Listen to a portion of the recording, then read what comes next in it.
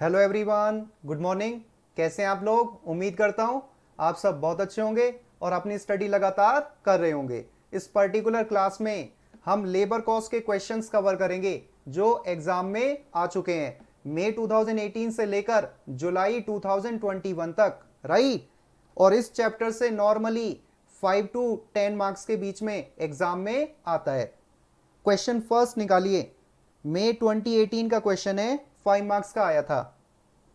Question first, a worker takes 15 hours to complete a piece of work for which time allowed is 20 hours। इसका मतलब employer ने अपने workers को 20 hours time allow किया है, जबकि वर्कर्स ने 15 hours में वर्क कंप्लीट कर दिया। इसका मतलब टाइम सेव्ड है 5 hours।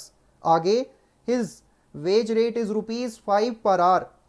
The following additional informations are also available। जो भी हमें काम कंप्लीट करना है उसमें मटेरियल कॉस्ट इनकर्ड होगी 50 रुपीज की। फैक्ट्री ओवरहेड्स हमारे इनकर्ड होंगे 100% ऑफ दी वेजेस। वेजेस की जगह लेबर कॉस्ट वर्ड भी आ सकता है। कैलकुलेट करना है फैक्ट्री कॉस्ट को under the following methods of ways payments. इसका मतलब हमें वेजेस निकालनी है, जिसको हम लेबर कॉस्ट भी कह सकते हैं।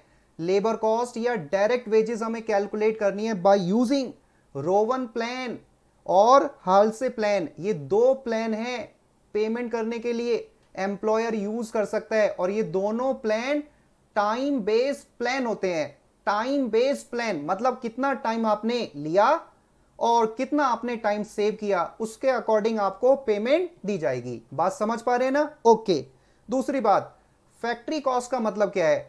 वर्क को कंप्लीट करने की जो कॉस्ट होती है, प्रोडक्ट को बनाने की जो कॉस्ट होती है, नॉर्मली उसी को कहा जाता है फैक्ट्री कॉस्ट, जिसमें मटेरियल कॉस्ट आएगी, लेबर कॉस्ट आएगी और फैक्ट्री ओवरहेड्स होंगे। इन तीनों का सम करेंगे वो प्रोडक्शन कॉस्ट बन जाएगी, फैक्ट्री कॉस्ट बन जाएगी। मैन्युफैक्चरिंग कॉस्ट भी हम उसको कह सकते हैं। वो हमारी इस क्वेश्चन में रिक्वायरमेंट है, राइट। ओके सर, सॉल्व करते हैं इसको।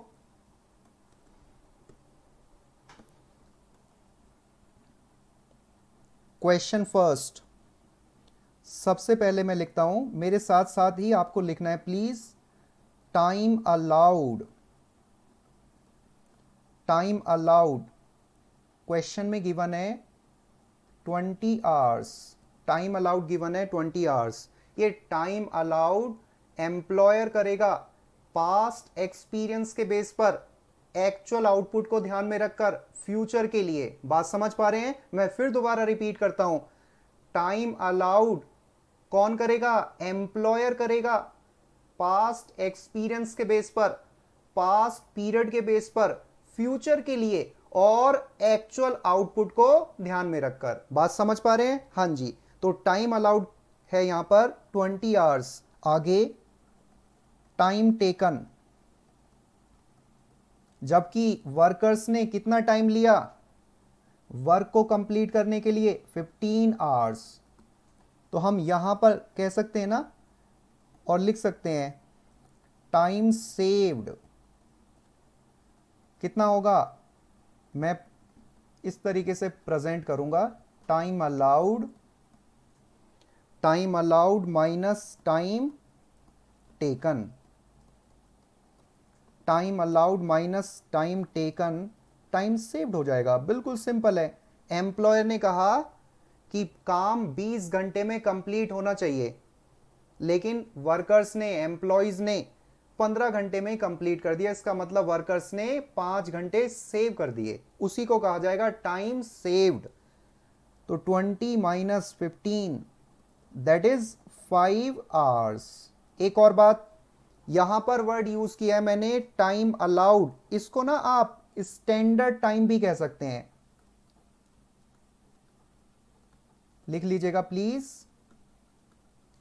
टाइम अलाउड को आप स्टैंडर्ड टाइम भी कह सकते हैं, एक्सपेक्टेड टाइम भी कह सकते हैं, टारगेटेड टाइम भी कह सकते हैं, which is decided by the employer on the basis of past experience for future period of time, right, to keep in mind the actual scenario situation, जिसको हम टेक्निकली कहेंगे एक्चुअल आउटपुट। इसका मतलब जो टाइम अलाउड है standard time है, ये 4 points हैं इसके पीछे। पहला, एम्प्लॉयर डिसाइड करेगा, पास्ट एक्सपीरियंस के बेस पर डिसाइड करेगा, फ्यूचर के लिए डिसाइड करेगा, एक्चुअल सिचुएशन या सिनेरियो को ध्यान में रखकर डिसाइड करेगा। एक्चुअल सिचुएशन या सिनेरियो का मतलब है टेक्निकली एक्चुअल आउटपुट। बात समझ पा रहे हैं? एक्चुअल आउटपुट का मतलब है एक्चुअली आपने कितना काम किया, कितनी यूनिट्स बनाई। बात समझ पा रहे हैं? उसको ध्यान में रखकर एम्प्लॉयर ने आपको, आप मतलब वर्कर्स को बताया कितना टाइम लगना चाहिए, 20 आवर्स लगने चाहिए, जबकि टाइम हमने कितना लिया एज ए वर्कर्स, 15 आवर्स। इसका मतलब सिमिलैरिटी है, टाइम अलाउड में भी एक्चुअल आउटपुट है और टाइम टेकन भी एक्चुअल आउटपुट के हिसाब से है, तो दोनों में सिमिलैरिटी है। इसी वजह से डिफरेंस करके टाइम सेव्ड आ जाएगा 5 आवर्स। ओके, हालांकि ये तो जो मैंने अभी आपको बताया, इस क्वेश्चन में ये चीजें अप्लाई नहीं होंगी क्योंकि यहां पर कुछ और ज्यादा इंफॉर्मेशन नहीं गिवन है, लेकिन बाकी क्वेश्चंस में हो सकता है ऐसा। ये तो बड़ा सिंपल सा क्वेश्चन है। ओके, आगे बढ़ते हैं। वेज रेट हम लिख सकते हैं, जिसको आवरली रेट भी कह सकते हैं, आवरली रेट, या हम वेज रेट भी कह सकते हैं। वेज रेट ये हमें गिवन है 5 रुपीज पर आवर। ओके, अब हमें क्या कंप्यूट करना है? हमें हाल से प्लान के अकॉर्डिंग, हाल से प्लान, वैसे तो फर्स्ट प्लान हमारा रो 1 है, तो मैं रो 1 ही लिख देता हूं पहले, रो 1 प्लान, और हाल से के अकॉर्डिंग वेजेस असरटेन करनी है।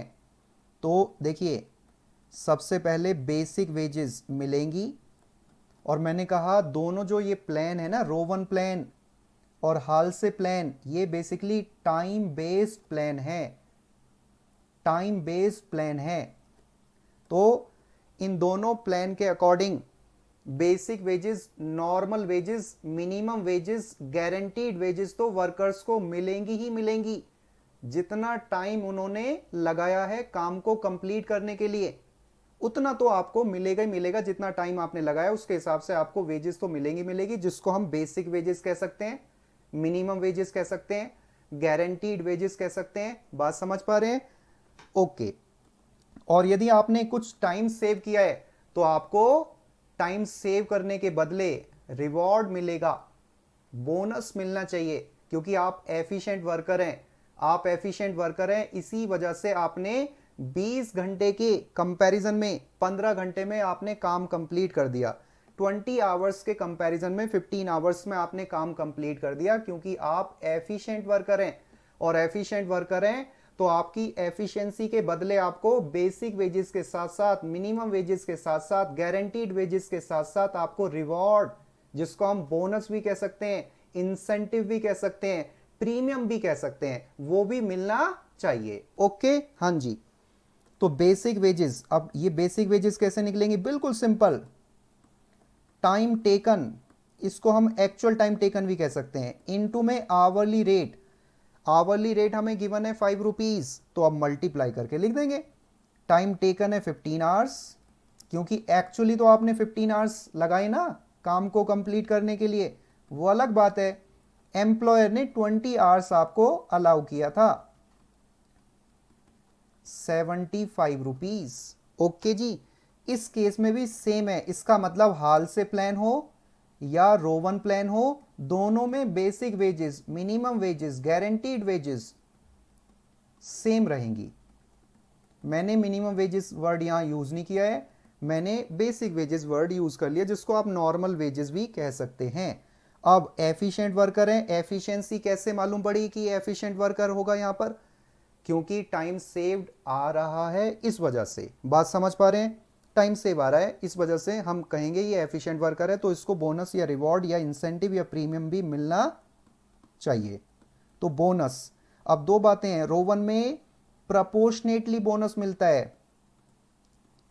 Proportionately, time taken divided by time allowed. TT का मतलब है टाइम टेकन, और टीए का मतलब है टाइम अलाउड इनटू में टाइम सेव्ड इनटू में आवरली रेट। प्रेजेंटेशन बहुत अच्छी होनी चाहिए आप लोगों की। मैं यहां वर्ड भी यूज कर देता हूं, टीटी, ब्रीफ में आप, सॉरी ये तो टीए होगा ना, टी ए और इसको टी टी कहेंगे, इसको टी एस कहेंगे, ठीक है। Time taken that is T T, time save that is T S और time allowed that is T A. तो जितना अलाउड किया गया है, जितना अलाउड किया गया है 20 आवर्स, वो बेस होगा, वो बेस होगा रोवन प्लान के लिए, बोनस देने के लिए। टाइम अलाउड इसी वजह से नीचे आता है। 20 घंटे में से आपने कितने घंटे लिए? 20 नहीं लिए, 15 घंटे लिए, तो 15 घंटे ऊपर आएगा, 20 घंटे नीचे आएगा। जैसे मान लेते हैं 100 मार्क्स का एक पेपर है, तो 100 मार्क्स नीचे आएंगे और जितने मार्क्स आपने ऑब्टेन किए वो मार्क्स आपके ऊपर आ जाएंगे। बात समझ गए? जैसे 100 मार्क्स में से आपने 72 मार्क्स ऑब्टेन करे, तो 72 डिवाइडेड बाई 100, इस तरीके से परसेंटेज निकलेगी। यहां पर भी यही कॉन्सेप्ट है कि टाइम अलाउड एम्प्लॉयर ने किया, टाइम अलाउड एम्प्लॉयर ने बताया 20 आवर्स, उसमें से आपने कितने टाइम में कंप्लीट कर दिया? 15 आवर्स में से, इसी वजह से 15 आवर्स ऊपर आएगा डिवाइडेड बाई 20 आवर्स, राइट। तो यहां कैलकुलेशन हम कर देते हैं 15 hours divided by 20 hours into में टाइम सेव्ड हमारा कितना है? टाइम सेव्ड है 5 आवर्स और वेज रेट या आवरली रेट भी कोइंसिडेंटली 5 रुपीज है। कैलकुलेशन अभी करेंगे, लेकिन हाल से प्लान प्रपोर्शनेटली नहीं देता है। ये कहता है भाई जितना आपने टाइम सेव्ड किया है ना, उसका आपको 50% बोनस मिलना चाहिए, ऐसा हाल से कहता है। हाल से कहता है कि आपने जितना टाइम सेव किया है as a worker, as a employee, उसका 50% आपको बोनस मिलना चाहिए, उसका 50% आपको रिवॉर्ड मिलना चाहिए, उसका 50% आपको प्रीमियम या इंसेंटिव मिलना चाहिए। ऐसा रोवन प्लान, हाल से प्लान कह रहा है। और रोवन प्रपोर्शनेटली देता है बोनस, प्रपोर्शनेटली। टाइम अलाउड जितना है उसमें से कितना टाइम आपने लिया, इसी वजह से time taken divided by time allowed होता है। ये ध्यान देना, इसमें बच्चे गलती कर सकते हैं और आपको मगअप करने की भी रिक्वायरमेंट नहीं है। मैंने क्वेश्चन के साथ साथ कॉन्सेप्ट भी रिवाइज करा दिया जल्दी से, ठीक है ना? ओके, 50% इनटू में time saved 5 hours, hourly rate कितना है? आवरली रेट है 5 रुपीज। कैलकुलेशन कर लेते हैं, 15 डिवाइडेड बाई 20 इंटू में 5 इंटू में 5, ये आ जाएगा 18.75 रुपीज। ओके, इस केस में हम कैलकुलेशन करेंगे 25 इंटू में 50%, दैट इज 12 रुपीज 50 पैसा। ओके, अब टोटल वेजेस हम कैलकुलेट कर लेते हैं, जिसको लेबर कॉस्ट भी कह सकते हैं। Total wages, total wages 18.75 plus 75, that is 93 rupees. मैं बार बार प्रेजेंटेशन पर बहुत ज़्यादा फोकस आपको कराऊंगा, क्योंकि प्रेजेंटेशन एक इंपॉर्टेंट रोल प्ले करती है एग्जाम में। 87 रुपी 50 पैसा। तो इस तरीके से हमने वेजेस कॉम्प्यूट कर ली, रोवन में भी और हालसे में भी। बात समझ पा रहे हैं? हाँ जी, जल्दी से आप नोट डाउन करते रहें मेरे साथ साथ। अब हम करेंगे कॉम्प्यूटेशन। मैंने पिछली क्लास जो मटेरियल कॉस्ट की थी, जिसमें हमने पास्ट ईयर्स के क्वेश्चंस किए, मई 2018 से लेकर जुलाई 2021 तक, उस क्लास में भी मैंने आपको बताया था कॉस्टिंग में कोई रिजिड फॉर्मेट तो होता नहीं है। जो हमारी रिक्वायरमेंट होती है उसको बेसिकली हम स्टेटमेंट बनाकर या कॉम्प्यूटेशन के थ्रू कर सकते हैं फुलफिल, राइट। चलिए, तो आप देखिएगा please, computation of factory cost, computation of factory cost. Factory cost अब हमें कॉम्प्यूट करनी है। पहले मैं लिख देता हूं रोवन प्लान, क्योंकि वेजेस दोनों प्लान में अलग अलग है, इसी वजह से फैक्ट्री कॉस्ट भी हमें दोनों प्लान के अकॉर्डिंग ही कंप्यूट करनी पड़ेगी। और दूसरा प्लान है हमारा हाल से प्लान। रोवन प्लान हो गया हाल से। सबसे पहले कौन सी कॉस्ट आती है? मटेरियल कॉस्ट आएगी सबसे पहले। आप कोई भी प्रोडक्ट बनाना चाहते हैं तो सबसे पहले आपको मटेरियल कॉस्ट इनकर्ड करनी पड़ेगी, उसके बाद लेबर की रिक्वायरमेंट होगी। लेबर कॉस्ट हम कह सकते हैं। सर यहाँ पे वेजेस भी तो लिख सकते हैं ना, बिल्कुल बच्चों सही कहा आपने, लेबर कॉस्ट की जगह टोटल वेजेस भी आप वर्ड यूज कर सकते हैं। हमने ये कंप्यूट किया हुआ है ऊपर 93 रुपीज 75 पैसा है, ना कि 50 पैसा। 93 रुपीज 75 पैसा और इस केस में 87 रुपी 50 पैसा। ये पॉइंट में है तो ऊपर वाला भी पॉइंट में करेंगे तो ज़्यादा सही लगेगा। चलिए जी आगे बढ़ते हैं। इसके बाद है factory overheads. Factory overheads normally ये 3 कॉस्ट हमें इनकर्ड करनी पड़ती हैं। इसके अलावा administration overheads, selling overheads, distribution overheads, बाकी खर्चे आते हैं। ये है 100% ऑफ वेजेस। वेजेस का मतलब टोटल वेजेस होगी इंक्लूडिंग बोनस, ये आपको ध्यान रखना है।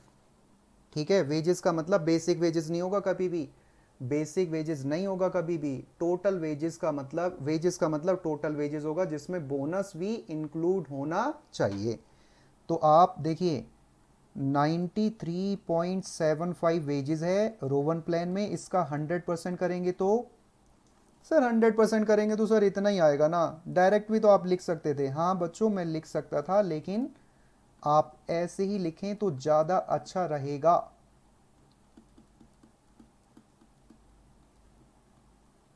₹87.50 दैट्स इट।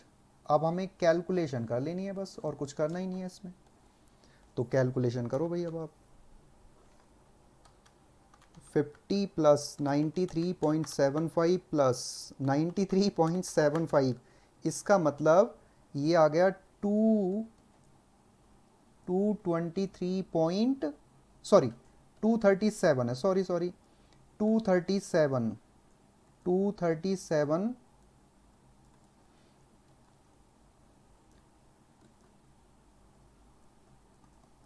50 पैसा, 237 रुपी 50 पैसा। इस केस में चेक कर लेते हैं, ये आ गया 225, ये तो एग्जैक्ट आ गया, कोई इशू नहीं है। 225.00 इसको कहा जाएगा फैक्ट्री कॉस्ट। क्वेश्चन फर्स्ट हमारा कंप्लीट हो गया। तो हमने क्वेश्चन के साथ थोड़ा सा रिवीजन भी कर लिया और क्वेश्चन को भी हमने सॉल्व कर लिया। बात समझ पा रहे हैं? आगे बढ़ते हैं। अब आते हैं क्वेश्चन सेकंड पर। ये क्वेश्चन भी मई 2018 में आया था 5 मार्क्स का। इसका मतलब मई 2018 में 2 क्वेश्चन आए थे एग्जाम में इस चैप्टर से। इंफॉर्मेशन रिगार्डिंग, अच्छा क्वेश्चन है ये, और सिमिलर टाइप का क्वेश्चन जुलाई 2021 में भी आ गया। सिमिलर क्वेश्चन आ गया, ऐसा भी कह सकता हूं मैं। जैसा क्वेश्चन सेकंड है वैसे ही क्वेश्चन जुलाई 2021 में आ गया। तो आप देख पा रहे हैं बेनिफिट भी आपको मिलेगा पास्ट ईयर्स के क्वेश्चंस करने का। इसी वजह से मैं ये सीरीज लेके आया हूं। मटेरियल चैप्टर की हम ऑलरेडी कंप्लीट कर चुके हैं और मैंने यूट्यूब पे अपलोड भी कर दी है। जिन्होंने नहीं देखी प्लीज देख लेना, ठीक है? और अच्छी लगे तो प्लीज लाइक भी कर देना, और कुछ आपको डाउट वगैरह है हो तो आप कमेंट भी कर सकते हैं, right? The information regarding number of employees on roll in a shopping mall for the month of December 2017 are given below. ध्यान से रीड करना बहुत जरूरी है। प्रैक्टिकल क्वेश्चंस में ध्यान से रीड करना बहुत ज़्यादा जरूरी है। यदि आप ध्यान से रीड नहीं करेंगे तो आप सही आंसर नहीं दे पाएंगे, समझ गए? इसीलिए ध्यान से रीड करना बहुत जरूरी है। तो ये जो इंफॉर्मेशन हमें दी हुई है क्वेश्चन में, ये दिसंबर मंथ की इंफॉर्मेशन है। Number of employees as on 1 December 2017, जिसको मैं ओपनिंग या बिगनिंग का कहना सही रहेगा, ओपनिंग नहीं, बिगनिंग, ठीक है? शॉर्ट में लिख देते हैं चलो, बिगनिंग। और ये एंडिंग, बिगनिंग का हुआ और एंडिंग का। इसका मतलब number of employees at the beginning of December 900 है, और number of employees at the end of December 2017 1100 है, दोनों का सम करेंगे और सम करके 2000 आएगा, उसको 2 से डिवाइड करेंगे तो 1000 एवरेज नंबर ऑफ एम्प्लॉइज या एवरेज नंबर ऑफ वर्कर्स आ जाएंगे दिसंबर में। आगे ड्यूरिंग दिसंबर 17 40 एम्प्लॉइज रिजाइन, रिजाइन वर्ड ध्यान देना जरा, रिजाइन वर्ड है यहां पर, और यहां पर डिस्चार्ज्ड है। इसका मतलब रिजाइन का मतलब है वो अपनी मर्जी से रिजाइन करके चले गए, वो एम्प्लॉयर से सेटिस्फाई नहीं है, पेमेंट से सेटिस्फाई नहीं है, एनवायरमेंट से सेटिस्फाई नहीं है, इसीलिए उन्होंने रिजाइन किया, या कोई और रीजन हो सकता है रिजाइन करने का, लेकिन वो छोड़कर चले गए। अब वो कंपनी के साथ नहीं है, छोड़कर चले गए, रिजाइन कर दिया उन्होंने। तो ऐसे कितने एम्प्लॉइज हैं? 40 एम्प्लॉइज हैं, मतलब 40 एम्प्लॉइज छोड़कर चले गए अपनी मर्जी से, ऐसा कह सकता हूं मैं, समझना पड़ेगा पहले। उसके बाद 60 एम्प्लॉइज वर डिस्चार्ज, डिस्चार्ज का मतलब है एम्प्लॉयर ने निकाल दिए, तो छोड़कर चले गए अपनी मर्जी से, छोड़कर चले गए अपनी मर्जी से 40 एम्प्लॉइज, और एम्प्लॉयर ने कितने वर्कर्स को निकाल दिया? जाओ अब मत आना कल से, 60 वर्कर्स। इसका मतलब कितने वर्कर्स कंपनी को छोड़कर चले गए टोटलिटी में? अपनी मर्जी वाले 40 हैं और हमने निकाल दिया 60, तो 100 वर्कर्स छोड़कर चले गए। वर्कर्स मतलब एम्प्लॉइज। आगे 300 एम्प्लॉइज वर रिक्रूटेड, ऑब्वियस सी बात है जब छोड़कर जाएंगे तो हमें नए वर्कर्स को हायर करना पड़ सकता है। 300 employees were recruited during the month, month के दौरान हमने 300 एम्प्लॉइज को रिक्रूट किया, रिक्रूट का मतलब अपॉइंट करना। Out of these 300 employees, in 300 employees में से 225 employees were recruited for an expansion project of the mall. इसका मतलब हम ये कह सकते हैं, बड़ा इंपॉर्टेंट पॉइंट है, 225 एम्प्लॉइज हमने रिक्रूट करे हैं, किसकी वजह से? एक्सपेंशन प्रोजेक्ट की वजह से। मतलब हम उसमें मॉल में अपने प्रोजेक्ट को बढ़ाना चाहते हैं, उसका दायरा बढ़ाना चाहते हैं, तो दायरा बढ़ाने के लिए हमें और एम्प्लॉइज की रिक्वायरमेंट है, इसी वजह से हमने 225 एम्प्लॉइज को एक्सपेंशन की वजह से रिक्रूट कर लिया, अपॉइंट कर लिया। बाकी किस लिए हम अपॉइंट कर रहे हैं ये देखो जरा। रेस्ट, रेस्ट कितना है ये देखो पहले तो। सर रेस्ट होगा 75, क्योंकि हमने टोटल 300 एम्प्लॉइज को रिक्रूट करा है, 300 एम्प्लॉइज को टोटलिटी में रिक्रूट करा है, जिसमें से 225 एम्प्लॉइज हमने रिक्रूट करे हैं एक्सपेंशन की वजह से। हम अपना दायरा बढ़ाना चाहते हैं, नई शॉप ओपन करना चाहते हैं मॉल में, नई यूनिट ओपन करना चाहते हैं मॉल में, तो नई यूनिट के लिए हमने 225 एम्प्लॉइज को रिक्रूट करा। बाकी हमने रिक्रूट करा है जो छोड़कर चले गए, बाकी हमने रिक्रूट करा है एग्जिट ऑफ एम्प्लॉइज। यदि जितने वर्कर छोड़कर जाते हैं उनकी जगह या उनकी वजह से वर्कर्स को यदि रिक्रूट किया जाता है तो उसको टेक्निकली कहा जाता है रिप्लेसमेंट, उसको टेक्निकली कहा जाता है रिप्लेसमेंट। जैसे विराट कोहली ने धोनी को रिप्लेस कर दिया, समझ गए ना, धोनी चले गए और विराट कोहली साहब आ गए हैं। बात समझ पा रहे हैं? इसका मतलब 100 एम्प्लॉइज चले गए हैं, 100 एम्प्लॉइज चले गए हैं, और 100 एम्प्लॉइज चले गए तो हमने कितने एम्प्लॉइज को हायर किया? 100 एम्प्लॉइज के जाने की वजह से 75 एम्प्लॉइज। बाकी 25 हमें मिले या नहीं मिले इस पर हमें ध्यान नहीं देना। बात समझ पा रहे हैं? जरूरी नहीं है कि जितने छोड़कर गए हम एग्जैक्टली उतने ही हायर करें, उससे कम भी हायर कर सकते हैं, उससे ज्यादा भी हायर कर सकते हैं, ये कंपनी टू कंपनी डिपेंड करेगा। समझ गए ना? Skilled, semi skilled, unskilled employees पर डिपेंड करेगा, ये ध्यान रखना है। एग्जैक्ट जरूरी नहीं है, एग्जैक्ट भी हो सकता है, कम भी हो सकता है, ज्यादा भी हो सकता है। तो 100 एम्प्लॉइज यहां छोड़कर चले गए, उनकी जगह 75 एम्प्लॉइज को ही कंपनी रिक्रूट कर रही है केवल, इस पर ध्यान देने ना। ज्यादा भी हो सकते हैं, कम भी हो सकते हैं, और एग्जैक्ट भी हो सकते हैं, यहां पर कम है।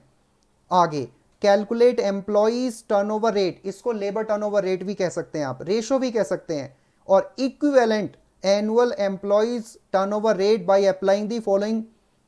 फर्स्ट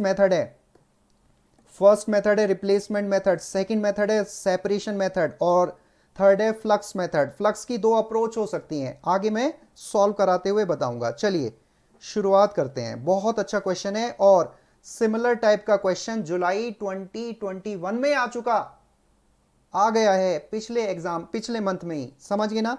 ओके जी सर, क्योंकि ये तो अगस्त का मंथ है, जुलाई में एग्जाम हुए थे।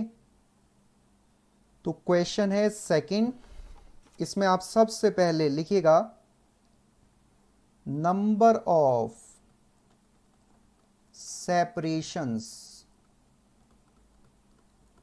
Number of separation during December 2017, number of separations during December 2017। इसमें प्लीज ऐसे ही लिखिएगा लेफ्ट प्लस डिस्चार्ज। जो बच्चे मेरे से पढ़ चुके हैं, एक सेकेंड, या पढ़ रहे हैं बच्चों, वो जानते हैं कि मैं प्रेजेंटेशन पर बहुत ज़्यादा फोकस करता हूं, जो कि एग्जाम के लिए काफ़ी इंपॉर्टेंट पॉइंट है, उस पर ही आपको ध्यान देना है। तो लेफ्ट प्लस डिस्चार्ज, आप नंबर ऑफ, यहां लेफ्ट की जगह रेजिग्नेशन भी लिख सकते हैं, रिजाइन भी लिख सकते हैं, ठीक है। रिजाइन कितने हैं जो अपनी मर्जी से छोड़कर चले गए? 40, और हमने डिस्चार्ज कर दिए 60, दैट इज 100 आ जाएंगे, ठीक है। तो नंबर ऑफ सेपरेशन, सेपरेशन का मतलब छोड़कर चले जाना, और छोड़कर चले जाना कैसे निकलेगा? नंबर ऑफ सेपरेशंस कैसे निकलेंगे? लेफ्ट प्लस डिस्चार्ज, ठीक है। ओके जी, आगे बढ़ते हैं। आगे लिखेगा total number of recruitment, total number of recruitment मैं कह सकता हूं टोटल नंबर ऑफ रिक्रूटमेंट, या अपॉइंटमेंट भी कहा जा सकता है। टोटल नंबर ऑफ रिक्रूटमेंट या अपॉइंटमेंट, और टेक्निकली पता है क्या कहेंगे इसको टेक्निकली कहेंगे नंबर ऑफ असेशंस, टेक्निकली कहेंगे नंबर ऑफ असेशंस। ये है टोटलिटी में 300। इसके हमारे दो पार्ट होंगे जैसा क्वेश्चन ने बताया, प्लीज आप ऐसे ही लिखना, राइट। तो इसमें सबसे पहले न्यू रिक्रूटमेंट।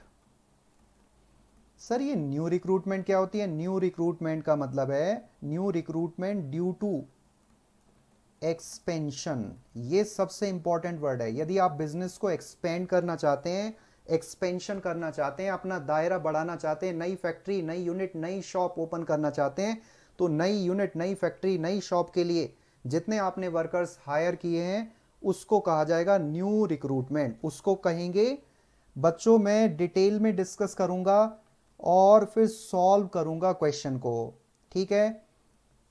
खाली मैं जल्दी जल्दी सॉल्व कर दूंगा तो फिर पर्पज ही हमारा डिफीट हो जाएगा, समझ गए ना? यस सर, इसी वजह से मैं डिटेल में आराम से एक एक क्वेश्चन को डिस्कस करूंगा, ताकि आप इस क्वेश्चन को सॉल्व करते हुए भी कॉन्सेप्ट को रिवाइज कर पाए, ठीक है ना? इस तरीके से प्रोसीड करना ज्यादा अप्रोप्रिएट होगा, ऐसा मैं मानता हूं। तो new recruitment due to expansion given है हमें 225।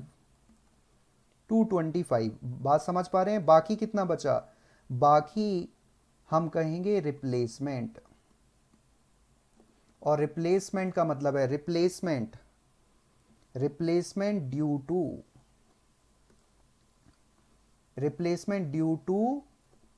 ड्यू टू सेपरेशंस कह सकते हैं, ड्यू टू सेपरेशंस या एग्जिट ऑफ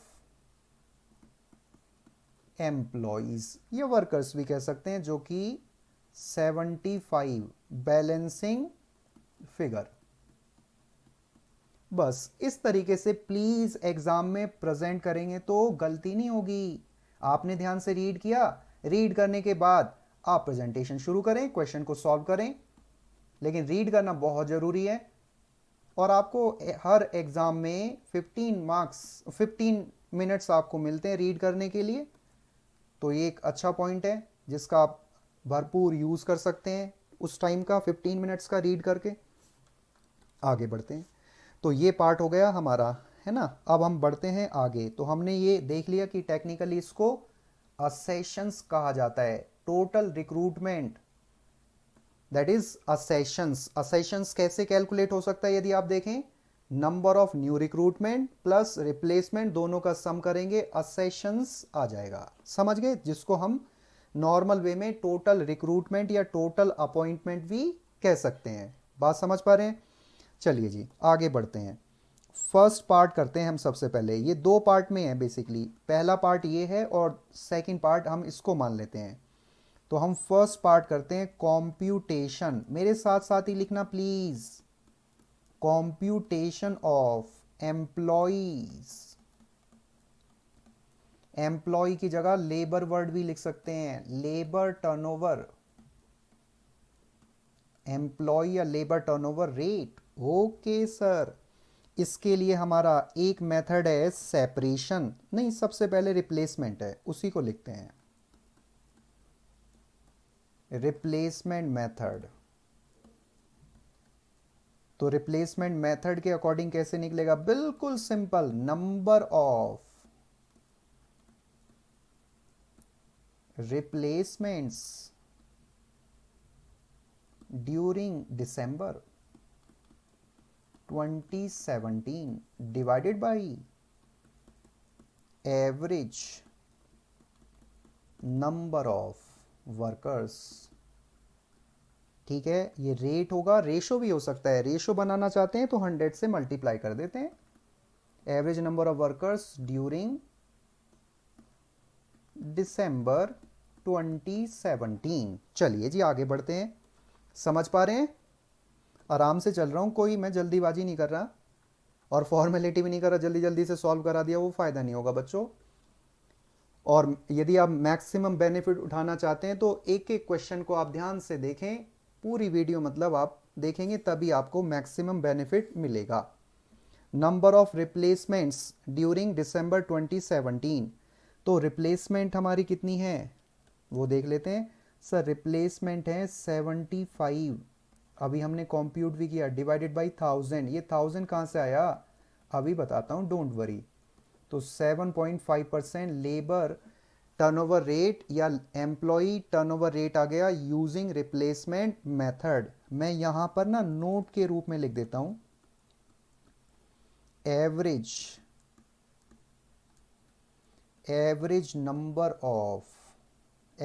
ऑफ एम्प्लॉयज भी हम वर्ड यूज कर सकते हैं, वर्कर्स भी वर्ड यूज कर सकते हैं। वर्कर्स एम्प्लॉयज एक ही बात है। Employees at beginning plus employees at end, दोनों को ऐड करके 2 से डिवाइड कर दो। एम्प्लॉयज एट बिगिनिंग कितने हैं? 900 है, ये हमने चेक किया था शुरू में, डिवाइडेड बाई 1100। क्लियर हुआ? आई थिंक अब क्लियर हो गया होगा। प्रेजेंटेशन देना बहुत जरूरी है, शॉर्टकट में आप चलेंगे तो बच्चों मार्क्स भी शॉर्ट हो जाएंगे आपके। ऐसा नहीं करना प्लीज, प्रेजेंटेशन का बहुत खासम खास ध्यान रखना है, एक एक पॉइंट को एक्सप्लेन करना है।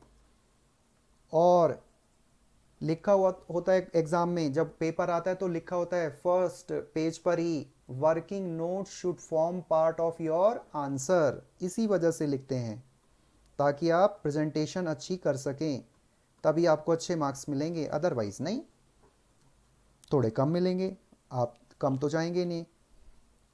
ये फर्स्ट पार्ट हुआ। अब आते हैं बी पार्ट पर। बी पार्ट है separation method.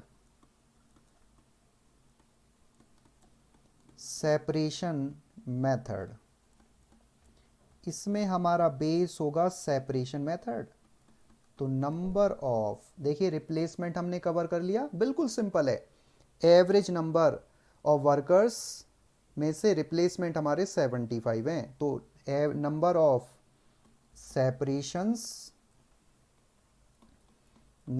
separations during December 2017 divided by average number of employees या workers ड्यूरिंग दिसंबर। यूनिफॉर्मिटी मेंटेन होनी चाहिए। यदि एक महीने का आपने न्यूमरेटर में लिया है तो एक महीने का ही डेटा इंफॉर्मेशन आपको डिनोमिनेटर में लेनी होगी इनटू 100, और सेपरेशन हमारे 100 है, हाँ जी सर, डिवाइडेड बाई 1000। सर ये तो 10% आ गया ना, हाँ जी बिल्कुल सही आपने बताया, 10% आ गया बच्चों, बिल्कुल सही जवाब। अब आ जाते हैं सी पर, और यदि आप देखेंगे तो सी में क्या है, फ्लक्स मेथड है, और मैंने कहा फ्लक्स की दो अप्रोच होती हैं। फ्लक्स मेथड, कौन सी अप्रोच फॉलो करें सर? बच्चों जब कुछ नहीं लिखा तो दोनों अप्रोच से ही आपको सॉल्व करना पड़ेगा। अप्रोच, आप मेथड भी कह सकते हैं। अप्रोच 1, फ्लक्स मेथड में approach 1, number of, flux method में क्या होता है, फ्लक्स मेथड ओवरऑल जो चेंज हुआ है लेबर फोर्स में ड्यूरिंग अ पर्टिकुलर पीरियड उसको कंसीडर करता है। ओवरऑल चेंज का मतलब आउटफ्लो और इनफ्लो, कितने आए, कितने हमने रिक्रूट करे, कितने चले गए, कितने सेपरेट हो गए, दोनों को कंसीडर करके यदि हम लेबर टर्नओवर रेशो या एम्प्लॉय टर्नओवर रेशो कैलकुलेट करते हैं तो वही फ्लक्स मेथड बन जाता है। बात समझ पा रहे हैं? तो नंबर ऑफ सेपरेशंस ये आउटफ्लो हुआ, नंबर ऑफ सेपरेशंस ये आउटफ्लो हुआ, plus number of replacement divided by, मैंने दिसंबर नहीं लिखा, आप समझ गए ना, yes, number, average number of workers, या हम एम्प्लॉयज भी लिख सकते हैं, इनटू 100। तो आप देखेंगे नंबर ऑफ सेपरेशन 100 है, हाँ जी, ये आउटफ्लो है, यहां लिख सकते हैं आउट, यहां है इन, ठीक है, आउट का मतलब चले जाना, इन का मतलब आना। तो 100 है और 75 replacement divided by 1000 into 100, that is 17.50%। ये अप्रोच फर्स्ट है। अब अप्रोच सेकंड पर आते हैं। सेपरेशन तो रहेगा ही रहेगा, नंबर ऑफ सेपरेशंस प्लस करेंगे नंबर ऑफ असेशंस, मतलब असेशंस में टोटल इनपुट आ गया, टोटल आउट है और ये इन, टोटल रिक्रूटमेंट अपॉइंटमेंट भी कह सकते हैं, एवरेज नंबर ऑफ वर्कर्स या एम्प्लॉयज इनटू 100। तो ये है 100 plus 300 divided by 1000 into 100, that is 40%। That's it. और ये पर मंथ है, ये भी जरूर लिखना, क्योंकि अब जो नेक्स्ट पॉइंट आने वाला है वो इसी पर बेस्ड है। चलिए, तो आप पहले नोट डाउन करो, थोड़ा सा मैं क्वेश्चन दिखाता हूं एक बार आपको, और उसके बाद हम आगे बढ़ते हैं। ये अप्रोच सेकंड है। चलिए प्लीज जल्दी नोट डाउन करें, आराम से करेंगे, कोई इशू नहीं है बच्चों। ठीक है, आगे बढ़ते हैं। अब आप देखिए, अब हमें देखिए, मैंने कुछ पॉइंट, ये वाला पॉइंट इग्नोर कर दिया, लेकिन इग्नोर नहीं कर सकते आप, बहुत ही इंपॉर्टेंट पॉइंट है। यहां क्वेश्चन में हमें हिंट दी कि एक साल में 365 दिन होते हैं। सर ये तो हमें मालूम है, लेकिन ये फिर भी लिख दिया इंस्टीट्यूट ने, इसका मतलब आपको हिंट दे रहा है वो कि आपको ईयर को डेज में कंसीडर करना है, ना कि मंथ्स में। ईयर में 365 डेज होते हैं, ये हमें भी मालूम है, और क्वेश्चन ने लिख भी दिया। इसका मतलब क्वेश्चन चाह रहा है, क्या चाहता है क्वेश्चन ये चाह रहा है कि भाई आपको डेज में देखना है, दिसंबर को भी डेज में देखना है, ईयर को भी डेज में देखना है। हिंट मिल गई इस पॉइंट से, यहां से हमें हिंट मिल गई, यहां से इससे हमें हिंट मिल गई है कि ये जो पॉइंट है ये वाला, इससे हिंट मिल गई कि ईयर को भी हमें डेज में देखना है और दिसंबर मंथ को भी डेज में कंसीडर करना है। और दिसंबर मंथ में कितने डेज होते हैं? 31, मतलब 31 डेज होते हैं। 31 दिसंबर तक जाता है मंथ, इसका मतलब 31 डेज होते हैं, 31 डेज होते हैं दिसंबर में। इसका मतलब ये हुआ, ध्यान से देखना, इक्विवेलेंट बहुत ही आसान हो जाएगा आपके लिए। मैंने क्या कैलकुलेट किया उसको बताता हूं, देखो कॉम्प्यूटेशन ऑफ एम्प्लॉय या labour turnover rate replacement method के अकॉर्डिंग हमने कॉम्प्यूटेशन कर ली है 7.5%, और ये पर मंथ है। 7.5% ये पर मंथ है। पर मंथ मतलब दिसंबर, पर मंथ मतलब दिसंबर, और दिसंबर मतलब कितने डेज? 31 डेज, क्योंकि दिसंबर में 31 डेज होते हैं। कोई और मंथ होता तो उसमें फिर डेज देख ले, लेकिन यहां दिसंबर है तो दिसंबर में बच्चों कितने मंथ्स, कितने डेज होंगे? दिसंबर है ये, पर मंथ मतलब दिसंबर, और दिसंबर मींस 31 डेज। इसका मतलब ये जो 7.5% है ना, ध्यान से देखना, 7.5% जो ये रिप्लेसमेंट मेथड के अकॉर्डिंग एम्प्लॉई टर्नओवर रेट आया है 7.5% पर मंथ, दैट इज दिसंबर। तो मैं कह सकता हूं 7.5 31 डेज का है। 7.5 31 डेज का है। एक सिंगल डे का कितना होगा? 7.5 divided by 31 days single day का आ जाएगा, और 365 डेज का कितना होगा? मल्टीप्लाई कर देंगे। बात समझ पा रहे हैं? तो इसका मतलब रिप्लेसमेंट मेथड के अकॉर्डिंग एम्प्लॉय टर्नओवर रेट 7.5%, 7.5% पर मंथ है। Month means December, December means 31 days. तो इसका मतलब 7.5 ये 31 डेज का है। सिंगल डे का कैसे निकलेगा? 7.5 divided by 31 days single day का आ जाएगा। 365 डेज का कैसे निकालेंगे? मल्टीप्लाई कर देंगे। तो जो मल्टीप्लाई करने के बाद आएगा उसी को कहा जाएगा इक्विवेलेंट एनुअल एम्प्लॉय लेबर या टर्नओवर रेट। समझ गए ना? ओके जी, जल्दी जल्दी करते हैं। तो ये हमारा सेकंड पॉइंट हुआ। अब ये हमारा सेकंड पॉइंट होगा। अब लिखिए इक्विवेलेंट, कंप्यूटेशन तो लिखा नहीं, जरा आपने लिखना है बच्चों। Computation of equivalent annual employee turnover rate. सबसे पहला मेथड कौन सा था? Replacement method. ध्यान से देखिए जरा, 7.5% ये 31 डेज का है। 365 डेज, क्योंकि एनुअली निकालना है तो 365 डेज का लेंगे। ये मैं कैलकुलेशन करता हूं और कुछ और बताता हूं जिसमें आप मिस्टेक कर सकते हैं यदि आपने ध्यान से नहीं किया तो। रीड, ये आएगा 88.31% पर एनम। बच्चों अप्रोप्रिएटली ये होना चाहिए रिप्लेसमेंट मेथड के according employee equivalent annual employee turnover rate, ये होना चाहिए। लेकिन यदि आप ये करके आते हैं, क्या आपने ध्यान से नहीं रीड करा? आपने किया 7.5% डिवाइडेड बाई 1 मंथ, क्योंकि दिसंबर तो 1 मंथ है ना, और यदि आपने 12 मंथ से मल्टीप्लाई कर दिया तो बच्चों उतना अप्रोप्रिएट नहीं होगा जितना ये है। तो आप इस तरीके से लिखना। अभी अंडरस्टैंडिंग पर्पस से आप लिख लेना और इसको काट देना, क्योंकि ये ज्यादा अप्रोप्रिएट नहीं है। क्योंकि सबसे इंपॉर्टेंट बात हमें यहां बता दी है, क्या?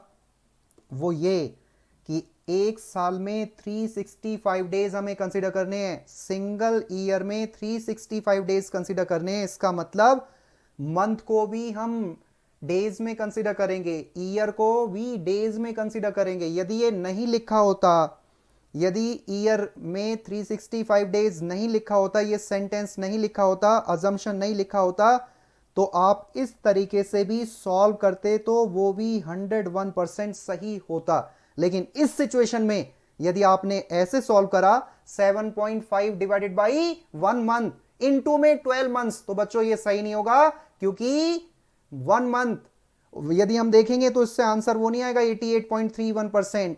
हमें डेज के अकॉर्डिंग चलना पड़ेगा, डेज के अकॉर्डिंग चलना पड़ेगा। बात समझ पा रहे हैं ना? ओके सर, तो प्लीज ये बात ध्यान रखना। तो यदि आप ऐसा करते हैं यदि एग्जाम में इस तरीके से करके आगे डेज दिया हुआ है तो बच्चों वो सही नहीं होगा, वो गलत हो जाएगा। इसीलिए ये वाला पार्ट करना है आपको, दैट्स इट। क्लियर है या नहीं है? तो हमारा पार्ट हो गया कंप्लीट। बस हमें ईयर में कन्वर्ट करना था। ईयर में कन्वर्ट करने के बाद जो आएगा उसी को कहा जाएगा equivalent employee, equivalent annual employee turnover rate, जो कि 88.31% है इस वाली सिचुएशन में। बोलो बच्चों, कोई डाउट है तो आपको? मेरे ख्याल से तो इसमें कोई डाउट नहीं होना चाहिए, आपको समझ में आ गया होगा। आगे बढ़ते हैं, आगे बढ़ते हैं, नेक्स्ट पार्ट करते हैं अब हम।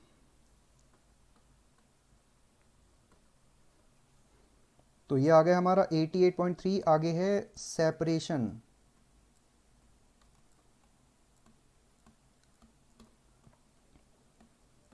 Separation method. सेपरेशन मेथड में 10% था per month, divided by, per month मतलब दिसंबर 31 डेज, इनटू में 365 डेज। इसीलिए रीड करना बहुत ज़रूरी है, अदरवाइज मिस्टेक हो जाएगी और आपको मालूम भी नहीं पड़ेगा। तो ये आ जाएगा कितना, 117.74% पर एनम जरूर लिखना। हालांकि ऊपर लिख दिया है लेकिन फिर भी लिख देंगे तो और अच्छा रहेगा ना, क्या दिक्कत है। नेक्स्ट आते हैं नंबर सी पर। ये है आपका flux, flux method. Flux method, इसमें दो अप्रोच हैं। अप्रोच फर्स्ट, अप्रोच फर्स्ट में 17.50% था, डिवाइडेड बाय 31 डेज और 365 डेज।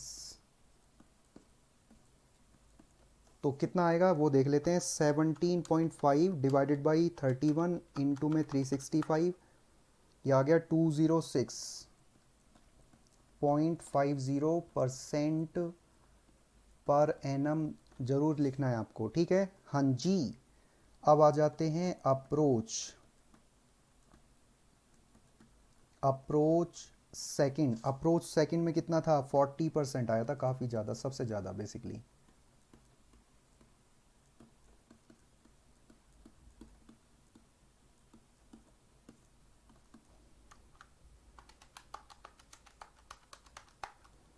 ये आ गया 470.97, हम कर सकते हैं 97% पर एनम। तो बच्चों ये ध्यान रखना है, प्लीज आप जल्दी से नोट डाउन करो। मैं नेक्स्ट क्वेश्चन पर आता हूं, क्वेश्चन थर्ड पर। थर्ड क्वेश्चन पर आता हूं मैं। 2018 के दोनों क्वेश्चंस हमने सॉल्व कर लिए हैं डिटेल में डिस्कस करके, और मैंने कुछ एक्सटेंड तक आपको कॉन्सेप्ट भी रिवाइज करा दिया, हाल से का भी और रोवन का भी और लेबर टर्नओवर रेट का भी। मैंने ये आपको जो बताया प्लीज़ आप इस तरीके से लिख लेना यहाँ पर रिप्लेसमेंट में कि 7.5% पर मंथ है, प्लीज़ लिखना। इससे ना कॉन्सेप्ट आपका डेवलप होगा। दिसंबर है, दिसंबर में 31 डेज माने जाएंगे, तो इसका मतलब ये जो पार्ट है 31 डेज का, ये 31 डेज में इतना है, सिंगल डे का कितना होगा, इसीलिए डिवाइड कर रहे हैं 31 डेज से ईयर में निकालने के लिए, और फिर 365 डेज से मल्टीप्लाई करेंगे तभी ईयर में हमारा आ पाएगा। चलिए जी आगे बढ़ते हैं, हम नेक्स्ट क्वेश्चन करते हैं थर्ड। क्वेश्चन थर्ड देखिएगा प्लीज़, बहुत ही प्यारा क्वेश्चन आया, ये बहुत इंपॉर्टेंट क्वेश्चन है, कॉन्सेप्चुअल क्वेश्चन है ये भी। Following data have been extracted from the books of messrs ABC private limited. यदि आप नोटिस करेंगे बहुत अच्छा क्वेश्चन है ये। Salary each employee per month, notice करते हुए आगे बढ़ेंगे। ईच एम्प्लॉई पर मंथ है ये सैलरी, ठीक है जी।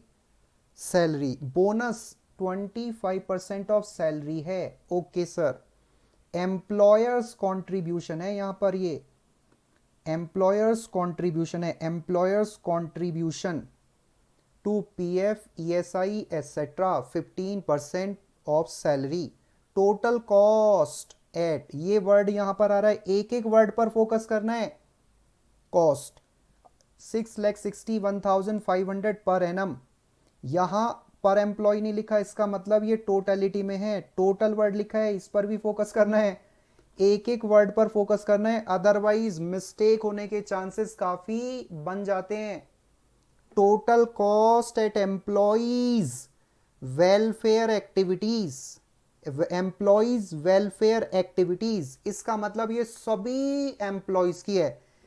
ये ऊपर वाला जो पॉइंट था सैलरी का वो एक एम्प्लॉय का था, बोनस 15% ऑफ सैलरी यदि सिंगल एम्प्लॉय का निकालेंगे तो सिंगल का ही आएगा, ये भी सिंगल का आएगा जी, डिपेंड करता है सैलरी पर। लेकिन बच्चों यहां पर तो वर्ड लिखा हुआ है टोटल कॉस्ट, इसका मतलब ये सभी एम्प्लॉयज की होगी। 6,61,500 पर एनम। आगे total leave permitted during the year 30 days, क्या ये सभी वर्कर्स का होगा, एम्प्लॉयज का होगा या एक का होगा? 30 डेज फॉर, यहां ईच एम्प्लॉय लिखेंगे, ये क्वेश्चन में मिस्टेक नहीं है, क्वेश्चन ने बताया नहीं, केवल लिख दिया total leave permitted during the year, that's it, इसके अलावा कुछ नहीं लिखा। तो ये मैं रीड करते हुए इंटरप्रेट कर रहा हूं, अंडरस्टैंडिंग मेंटेन कर रहा हूं, फिर लिख रहा हूं। आप भी लिखना ईच एम्प्लॉय, इसका मतलब हर एक एम्प्लॉय को एक साल में, हर एक एम्प्लॉय को एक साल में कितनी छुट्टी अलाउड है संडेज वगैरह के अलावा, 30 डेज की। नंबर ऑफ एम्प्लॉयज कितने हैं, नंबर ऑफ एम्प्लॉयज कितने हैं टोटलिटी में, number of employees 175। Normal idle time 70 hours per annum. Idle time दो टाइप के होते हैं, थोड़ा मैं बता देता हूं वर्बली। आइडल टाइम का मतलब है वर्कर फैक्ट्री में अवेलेबल है काम करने के लिए, वर्कर्स फैक्ट्री में काम कर सकते हैं लेकिन कर नहीं पा रहे हैं, क्यों?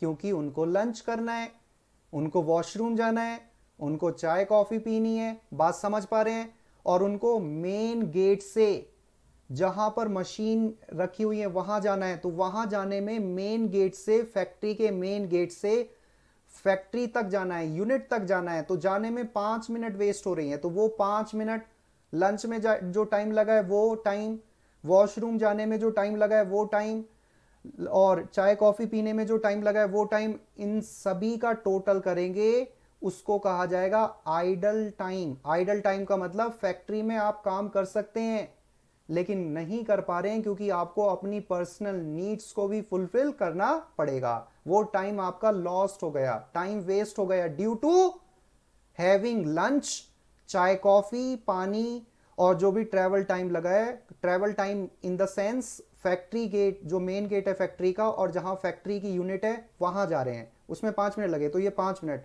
लंच करने में जो टाइम लगा है, वॉशरूम जाने में टाइम लगा है, चाय कॉफी पीने में टाइम लगा है, इसको बोला जाएगा time lost due to normal reasons. ये डेली बेसिस पर ऐसा ही होगा, डेली बेसिस पर हमें लंच करना होगा, वॉशरूम जाना होगा, चाय कॉफी पीनी होगी, बात समझ गए? मेन गेट से हमें यूनिट तक जाना होगा डेली बेसिस पर, तो ये नॉर्मल आइडल टाइम है। आइडल टाइम का मतलब है टाइम लॉस्ट, फैक्ट्री में मौजूद होते हुए भी टाइम लॉस्ट हो गया, टाइम खराब हो गया, टाइम वेस्ट हो गया, क्लियर है? नॉर्मल। और यदि पावर फेलियर हो जाती है 4-5 घंटे के लिए, कभी कभार होता है ऐसा, ये अब नॉर्मल है। मशीन ब्रेकडाउन हो जाती है, ये अब नॉर्मल है, बात समझ गए? रॉ मटेरियल की शॉर्टेज हो जाती है, इस वजह से काम नहीं हो पा रहा, ये अब नॉर्मल है। तो idle time may be of 2 types, normal idle time और एक अबनॉर्मल आइडल टाइम। मशीन की रिपेयर मेंटेनेंस हम यदि टाइम पर करते तो मशीन ब्रेकडाउन नहीं होती, जनरेटर हमारे पास होता तो पावर फेलियर होने के बाद भी हम मशीन को चला सकते थे जनरेटर का यूज करके, बात क्लियर है? हम टाइम पर ऑर्डर प्लेस करते तो रॉ मटेरियल की शॉर्टेज नहीं होती। इसी वजह से हमें ध्यान रखना है कि अबनॉर्मल आइडल टाइम को हम अवॉइड कर सकते हैं as a employer, abnormal idle time को हम अवॉइड कर सकते हैं एज ए एम्प्लॉयर, ठीक है ना? इसीलिए जो कॉस्ट आती है अबनॉर्मल आइडल टाइम की, वो कॉस्टिंग P&L अकाउंट में लॉस मान के एम्प्लॉयर ट्रांसफर कर देता है अपने। लेकिन दोनों सिचुएशन में एक और बात इंपॉर्टेंट, नॉर्मल आइडल टाइम हो या अबनॉर्मल आइडल टाइम हो, दोनों सिचुएशन में एम्प्लॉयज को पेमेंट एम्प्लॉयर करेगा, क्योंकि एम्प्लॉय की कोई गलती नहीं है, एम्प्लॉय की कोई गलती नहीं है, वर्कर्स की कोई गलती नहीं है, तो पेमेंट दोनों सिचुएशंस में की जाएगी। आइडल टाइम चाहे नॉर्मल वाला हो, आइडल टाइम चाहे अब नॉर्मल वाला हो, पेमेंट उनको मिलेगी, वेजेस मिलेगी उस टाइम में भी, वर्किंग आवर्स में तो पेमेंट मिलेगी, आइडल टाइम की भी पेमेंट मिलेगी। लेकिन यदि आइडल टाइम नॉर्मल वाला है तो वो कस्टमर से चार्ज कर लेगा एम्प्लॉयर, और यदि अब नॉर्मल वाला है उसकी वजह से हो रहा है तो वो कस्टमर से चार्ज नहीं कर सकता, कॉस्टिंग P&L अकाउंट में डायरेक्टली ट्रांसफर कर देगा। ये थोड़ा सा बैकग्राउंड मैंने आपको दे दिया आइडल टाइम के रिगार्ड में। आगे बढ़ते हैं, और आगे अब नॉर्मल आइडल टाइम भी दिया हुआ है। Due to failure of power supply, इसको हम अवॉइड कर सकते हैं। पावर सप्लाई फेल होने की वजह से हमारी मशीन नहीं चल पा रही है, लेबर बैठी हुई है खाली। कब आएगी लाइट, कब आएगी इलेक्ट्रिसिटी, कब सप्लाई होगी पावर की, तब मशीन चलेगी। बैठी हुई है, वेट कर रही है वर्कर, ठीक है ना, लेबर वेट कर रही है, एम्प्लॉयज वेट कर रहे हैं। तो यदि हमारे पास जनरेटर होता तो जनरेटर के थ्रू हम पावर जनरेट करते और पावर सप्लाई करते, मशीन को चलाते, वेस्ट नहीं होता हमारा टाइम। समझ गए ना, तो इसको अवॉइड किया जा सकता है। और working days per annum 310 days हैं, 8 आवर्स वर्किंग डेज हैं। इसका मतलब काम कर कितने दिन काम किए कर सकते हैं हम, कितने दिन काम किया जा सकता है, 310 दिन पूरे साल में। वैसे तो 365 डेज होते हैं, लेकिन बाकी छुट्टी भी तो होती है डेली, मतलब वीक बेसिस पर, वीक में एक छुट्टी मिलती है। तो उन छुट्टीज को हटाकर, मतलब संडेज वगैरह को हटाकर इन्होंने 310 डेज दिए हुए हैं, 8 आवर्स ईच। अब आप ध्यान देना, ध्यान देना बच्चों, यहां वर्ड है एनुअल कॉस्ट, यहां भी कॉस्ट वर्ड है, एम्प्लॉई कॉस्ट, और यहां भी कॉस्ट है। इसका मतलब ये हमें समझकर ही लिखना पड़ेगा। Annual cost of each employee, इसका मतलब किसके पॉइंट ऑफ व्यू से निकालना पड़ेगा, with the view point, with the view point of employer. इसका मतलब एम्प्लॉयर के व्यू पॉइंट से, एम्प्लॉयर ही लिखना खाली, एम्प्लॉयर्स नहीं, with the view point of employer, with the view point of employer, ये भी हमें एम्प्लॉयर के व्यू पॉइंट से भी, और ये भी एम्प्लॉयर्स व्यू पॉइंट। ये सबसे इंपॉर्टेंट बात है इस क्वेश्चन में, बहुत ही बढ़िया क्वेश्चन है और समझने के पर्पज से ये बहुत इंपॉर्टेंट बात है। इसका मतलब हमें कॉस्ट कैलकुलेट करनी है हर एक एम्प्लॉय की। किसके लिए भाई, कॉस्ट किसके लिए होगी, एम्प्लॉयर के लिए कॉस्ट होगी। मैंने स्टाफ रखा हुआ है तो मैं एम्प्लॉयर हूं, मैं अपने स्टाफ को जो पे करूंगा, 10,000 रुपए मैं एक स्टाफ को पे करता हूं, तो 10,000 रुपए उसके लिए वो वेजेस हो जाएगी, सैलरी हो जाएगी, अर्निंग्स होंगी। मेरे लिए तो कॉस्ट है ना वो, क्योंकि मैं एम्प्लॉयर हूं। तो मैंने स्टाफ रखा हुआ है, मैंने वर्कर्स रखे हुए हैं, तो मैं एम्प्लॉयर हूं, मैंने वर्कर रखे हुए हैं, वर्कर हायर किए हुए हैं, तो मैं जो वर्कर्स पर खर्चा कर रहा हूं, वर्कर्स पर खर्चा कर रहा हूं क्योंकि उनकी सर्विस ले रहा हूं मैं, तो जो खर्चा कर रहा हूं वो मेरे लिए कॉस्ट ही तो है। इसी वजह से तो मैंने यहां पर लिख दिया ब्रैकेट में, with the view point of employer. Annual cost हमें कैलकुलेट करनी है हर एक वर्कर की, किसके पॉइंट ऑफ व्यू से, ये लिखा नहीं है इंस्टीट्यूट ने क्वेश्चन में, लेकिन हमें समझना पड़ेगा, रीड करके समझना पड़ेगा। और समझ पाएंगे हम तभी जब हमने लेबर चैप्टर को लॉजिकली कॉन्सेप्चुअली पढ़ा होगा। यदि आपने रटने की कोशिश करी होगी, मगअप करने की कोशिश करी होगी, तो इन क्वेश्चनों में आपको कहीं ना कहीं मिस्टेक का सामना करना पड़ेगा, सिली मिस्टेक आप कर सकते हैं, ये आपको ध्यान रखना पड़ेगा। इसलिए लॉजिकली कॉन्सेप्चुअली पढ़ना हर एक चैप्टर को बहुत इंपॉर्टेंट है। Annual cost of each employee with the view point of employer, cost word आ रहा है, इससे मालूम पड़ा, कॉस्ट वर्ड है यहां पर, कॉस्ट वर्ड है, इससे मालूम हमें पड़ गया, कॉस्ट वर्ड है, इससे मालूम पड़ा कि ये किसका पॉइंट ऑफ व्यू है, ये एम्प्लॉयर का पॉइंट ऑफ व्यू है, ये एम्प्लॉयर का पॉइंट ऑफ व्यू है, ये एम्प्लॉयर का पॉइंट ऑफ व्यू है। क्योंकि एम्प्लॉयर जो पे करेगा वो उसके लिए अर्निंग होगी, वर्कर्स के लिए, एम्प्लॉयज के लिए, और एम्प्लॉयर के लिए वो कॉस्ट होगी, कॉस्ट होगी, कॉस्ट होगी। तो एम्प्लॉयर के लिए कॉस्ट, वर्कर के लिए वेजेस, वर्कर के लिए अर्निंग्स, वर्कर के लिए कमाई। बात समझ पा रहे हैं? तो यहां कॉस्ट वर्ड आ रहा है, तो कॉस्ट किसका पॉइंट ऑफ व्यू होगा, एम्प्लॉयर का पॉइंट ऑफ व्यू होगा, इसीलिए मैंने एम्प्लॉयर वर्ड यहां पर लिख दिया। ठीक है, ओके जी। अब तो कुछ नहीं है इसमें बचा। बच्चों समझना बहुत जरूरी है, यदि आप समझेंगे नहीं ना क्वेश्चनों को, तो देखो फिर तो मुश्किल हो जाएगी। और मैं तो हर चैप्टर में, हर क्लास में एक एक पॉइंट को डिटेल में डिस्कस करता हूं। जो बच्चे पढ़ रहे हैं मेरे से या पढ़ चुके हैं वो जानते होंगे। क्वेश्चन थर्ड, बहुत ही बढ़िया क्वेश्चन। फर्स्ट पॉइंट, स्टेटमेंट भी हम बना सकते हैं कंप्यूटेशन की जगह, computation of annual cost of each employee, computation of annual cost of each employee. तो आप देखिएगा सबसे पहले सैलरी, भाई पे करेगा ना एम्प्लॉयर, तो पे करेगा, उसके लिए कॉस्ट है या नहीं है? हाँ जी, सैलरी कॉस्ट है एम्प्लॉयर के लिए, और अर्निंग है एम्प्लॉइज के लिए। तो salary of each, salary of each employee per annum निकालनी है, तो 30,000 पर मंथ इंटू में 12 मंथ्स, ये आ जाएगा 3,60,000। इसके अलावा bonus 25% of salary, that is 3,60,000। इसको हमें कैलकुलेशन करनी है, कैलकुलेशन कर लेते हैं भाई, इसमें क्या दिक्कत है। 3,60,000 का 25% करेंगे तो ये आएगा 90,000। एक सेकंड दोबारा कर लेता हूँ, गलती तो नहीं हुई। यस, 90,000 ही आएगा। इसके अलावा बोनस के अलावा और चेक करो क्या है। अब देखिए एम्प्लॉयर कंट्रीब्यूट कर रहा है प्रोविडेंट फंड में, दैट इज पीएफ में, ESI that is employee state insurance में, तो खर्चा कर रहा है एम्प्लॉयर एम्प्लॉइज पर, तो उसके लिए तो वो कॉस्ट है, ठीक है ना भाई, कंट्रीब्यूट कर दिया ना पीएफ में। ये देखिए थर्ड पॉइंट में लिखा हुआ है एम्प्लॉयर्स कंट्रीब्यूशन है, वर्ड है यहां पर एम्प्लॉयर, वर्ड है एम्प्लॉयर, एम्प्लॉयर एम्प्लॉयर एम्प्लॉयर, तो एम्प्लॉयर के लिए तो ये कॉस्ट है ना। यस सर, और हमें कॉस्ट ही कैलकुलेट करनी है, तो एम्प्लॉयर्स कंट्रीब्यूशन हम लेंगे यहां पर, मैं लिख देता हूं अलग से, employers, employers, employers contribution to PF, PF का मतलब प्रोविडेंट फंड, ईएसआई का मतलब है एम्प्लॉइज स्टेट इंश्योरेंस फंड, और आप सैलरी चैप्टर में भी पढ़ते हैं इनकम, उसमें इनकम टैक्स में, तो कितना परसेंट है ये है 15%, 15% ऑफ, डायरेक्ट कर दूं मैं 3,60,000, हाँ जी, तो 3,60,000 का 15% हम कर लेते हैं, ये आएगा 54,000। इसके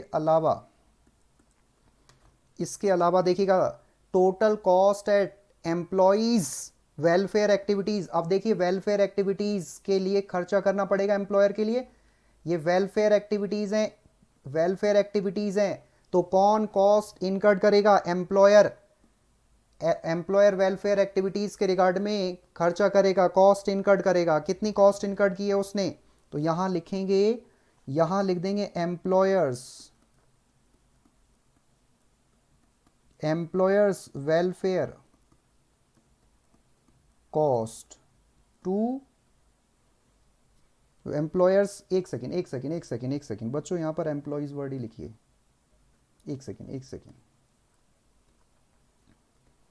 employees welfare cost to incurred, एक सेकेंड, एम्प्लॉयज वेलफेयर क्या था वैसे वर्ड, देख लेते हैं, employees welfare, employees welfare cost, employees welfare cost incurred, ऐसे लिखिए अब सही है, incurred by employer 6,61,500, 6,61,500 per annum है, ये ध्यान रखना, और डिवाइडेड बाई 175, सभी एम्प्लॉयज का वेलफेयर करेगा नहीं करेगा, 175 एम्प्लॉयज, तो 6,61,500 डिवाइड बाई एम्प्लॉयज कितने हैं, 175 है ना, ये ठीक लिखा है, बिल्कुल सही है, बिल्कुल ठीक लिखा, तो ये आ गया 3780, फर्स्ट रिक्वायरमेंट हमने कंप्लीट कर ली है।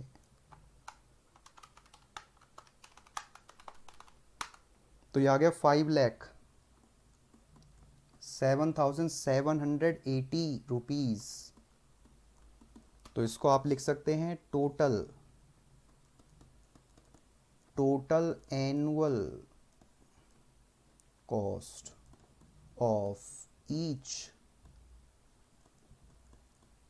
Employ, that's it. क्लियर है? बोलो बच्चों, सैलरी का मतलब खर्चा किया होगा एम्प्लॉयर ने, बोनस भी एम्प्लॉयर पे करेगा, सैलरी भी एम्प्लॉयर पे करेगा, एम्प्लॉयर्स कंट्रीब्यूशन पीएफ में ईएसआई भी ये भी पे करेगा, कंट्रीब्यूट करेगा एम्प्लॉयर, कॉस्ट भी इनकर्ड करेगा वेलफेयर एक्टिविटीज के रेस्पेक्ट में एम्प्लॉयर। तो ये कॉस्ट है किसके लिए? एम्प्लॉयर के लिए कॉस्ट है, ये सब कॉस्ट है, एम्प्लॉयर के लिए कॉस्ट है। इसीलिए इन सभी का हमने सम करा हर एक एम्प्लॉय के हिसाब से, क्योंकि ये रिक्वायरमेंट है क्वेश्चन की। और बच्चों प्लीज आप ऐसे लिख लेना क्वेश्चन में। और मैंने पिछली क्लास में भी बताया था कि ये जो नोट्स हैं ये प्रैक्टिसिंग टूल किट के नाम से चैप्टर वाइज मैंने दिए हुए हैं अपने टेलीग्राम चैनल पे, वहां से जाकर आप प्लीज अपलोड करें सबसे पहले और उसके बाद क्लास देखें, तभी ज़्यादा आप बेनिफिट उठा पाएंगे। बात समझ पा रहे हैं? आगे बढ़ते हैं। हार्ड कॉपी ले लें तो बहुत बेटर है, हार्ड कॉपी निकलवा लें, आपके सामने रहेगी तो बहुत बेटर होगी।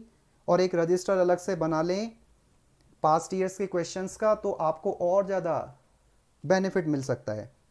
बाकी आपकी अपनी चॉइस है, जैसा आप चाहें वैसा कर सकते हैं, मेरा सजेशन था ये। तो आते हैं सेकंड पॉइंट पर, लेकिन सेकंड पॉइंट करने से पहले हम वर्किंग नोट बना लेते हैं। सेकंड पॉइंट को डिस्कस करने से पहले एक वर्किंग नोट बनाते हैं। वर्किंग नोट फर्स्ट, इसमें लिखेंगे आप टोटल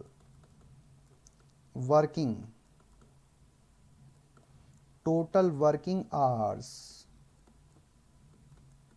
पर एनम या पर ईयर ऑफ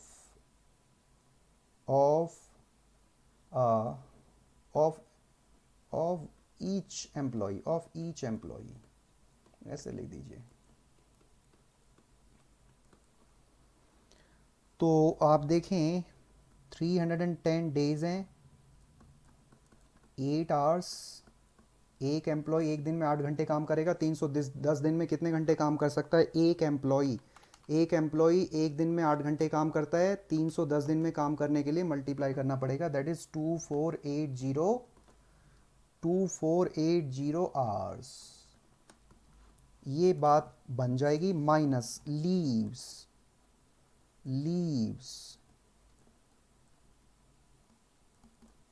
संडे वगैरह भी छुट्टी होती है, लेकिन उसको लीव्स नहीं कहा जाता है, वो तो होगी। लीव्स का मतलब है परमिट कर दिया, जाइए, एप्लीकेशन दी आपने और आपको लीव मिल गई। जैसे स्कूल टाइम में भी आप किया करते हैं, ऐसी एम्प्लॉयज देगा एप्लीकेशन वगैरह, वर्बली भी बात कर सकता है, और फिर एम्प्लॉयर यदि अलाउ कर देता है उसको लीव्स बोला जाता है। तो इसी वजह से यहाँ पर लीव्स परमिटेड वर्ड यूज हुआ है, अलाउड वर्ड भी यूज हो सकता था। 30 डेज इनटू में 30 दिन छुट्टी हो गई है तो एक दिन में 8 घंटे काम किया जा सकता है, तो 30 दिन में कितने घंटे काम किया जा सकता है बाई एन एम्प्लॉय? 240 ना?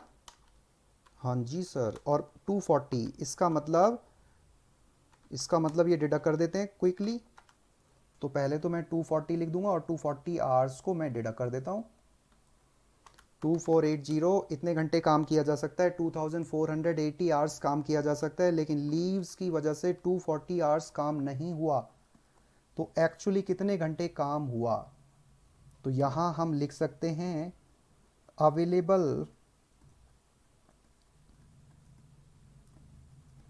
अवेलेबल वर्किंग आवर्स, कितने घंटे काम किया जा सकता है, available working hours by each employ. तो ये आ गया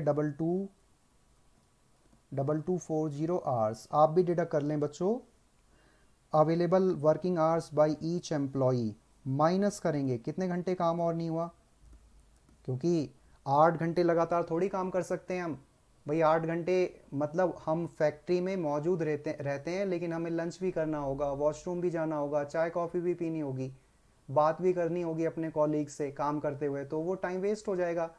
तो 8 घंटे हम लगातार काम नहीं कर सकते हैं।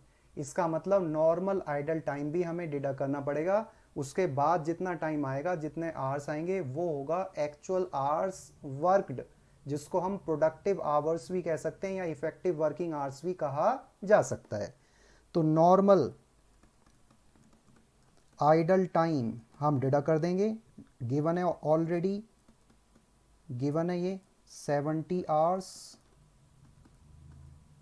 इसके अलावा आएगा और कुछ नहीं डिडक्ट करना, ये आ जाएगा इफेक्टिव। अब नॉर्मल आइडल टाइम डिडक्ट नहीं करेंगे क्योंकि वो हमारी अपनी गलती की वजह से हुआ है, वो नहीं डिडक्ट करेंगे। इफेक्टिव या वर्ड यूज कर सकते हैं productive working hours of each employee. तो 2240 में से 70 माइनस और कर देते हैं, 2170 आवर्स, इसको हाईलाइट कर देते हैं और फिर हम आगे बढ़ेंगे। प्लीज़ जल्दी से कर दीजिए। क्लियर है? ये वर्किंग नोट बनाया मैंने किसका? इफेक्टिव वर्किंग आवर्स का, प्रोडक्टिव वर्किंग आवर्स का। बच्चों खाली वर्क आवर्स हमें यदि गिवन होंगे, यदि हमें खाली आवर्स गिवन होंगे तो ये आवर्स ही लिख लेना प्लीज़।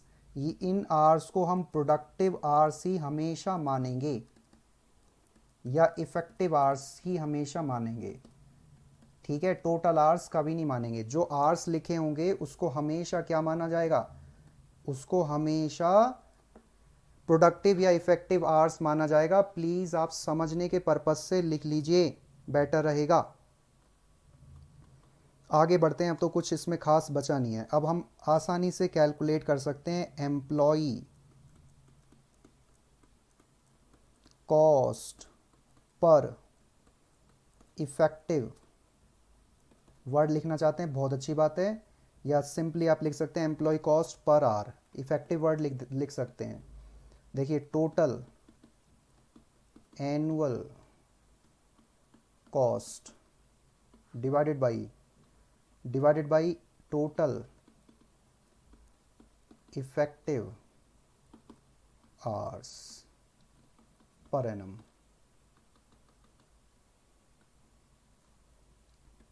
तो कितनी कॉस्ट थी? 5,07,780 ये कॉस्ट है हमारी, और 2170 आवर्स अभी तो स्क्रीन पर ही देख पा रहे हैं आप। डिवाइड करके निकाल लीजिए बस। 5,07,780 डिवाइडेड बाई 2170, ये आएगा 234 रुपीज़। आगे बढ़िएगा प्लीज़। मैं जल्दी नहीं कर रहा बच्चों, आराम से आपको मौका दे रहा हूँ। आप नोट डाउन करते हुए आगे बढ़ें, काफ़ी हेल्प मिलेगी आपको। आगे बढ़िएगा। Third, cost of abnormal idle time. Cost of abnormal idle time. Abnormal idle time into में एम्प्लॉई, ये तो बिल्कुल सिंपल है, 234 पर आवर है ना, ये इसी के हिसाब से मल्टीप्लाई करके बता देंगे। Abnormal cost, abnormal idle time की कॉस्ट कितनी है? बस एम्प्लॉई कॉस्ट पर आवर, बस। और आर हमेशा इफेक्टिव होंगे, ये ध्यान रखना। एक सेकेंड, कितने आवर्स थे? अबनॉर्मल 50 आवर्स हैं। 50 आवर्स इंटू में 234, दैट्स इट। इसके अलावा और कुछ नहीं है इसमें। तो abnormal idle time 11,000, cost of abnormal idle time 11,000, ठीक है? ये कहाँ पर ट्रांसफ़र हो जाएगा? हालांकि पूछा नहीं है, फिर भी मैं लिख देता हूँ। आप भी लिख सकते हैं, आंसर का पार्ट बना सकते हैं। It is directly transfer, short में लिख दिया ट्रांसफर्ड वर्ड को, transfer to costing P&L account of the employer।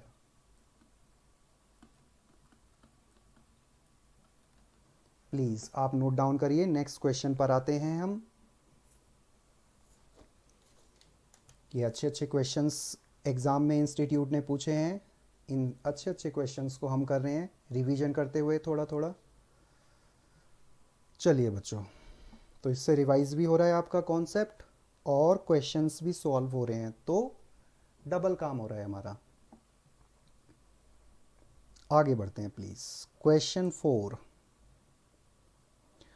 ये भी अच्छा क्वेश्चन है, लेकिन इसमें एक अलग बात है जो इंस्टीट्यूट ने पूछी।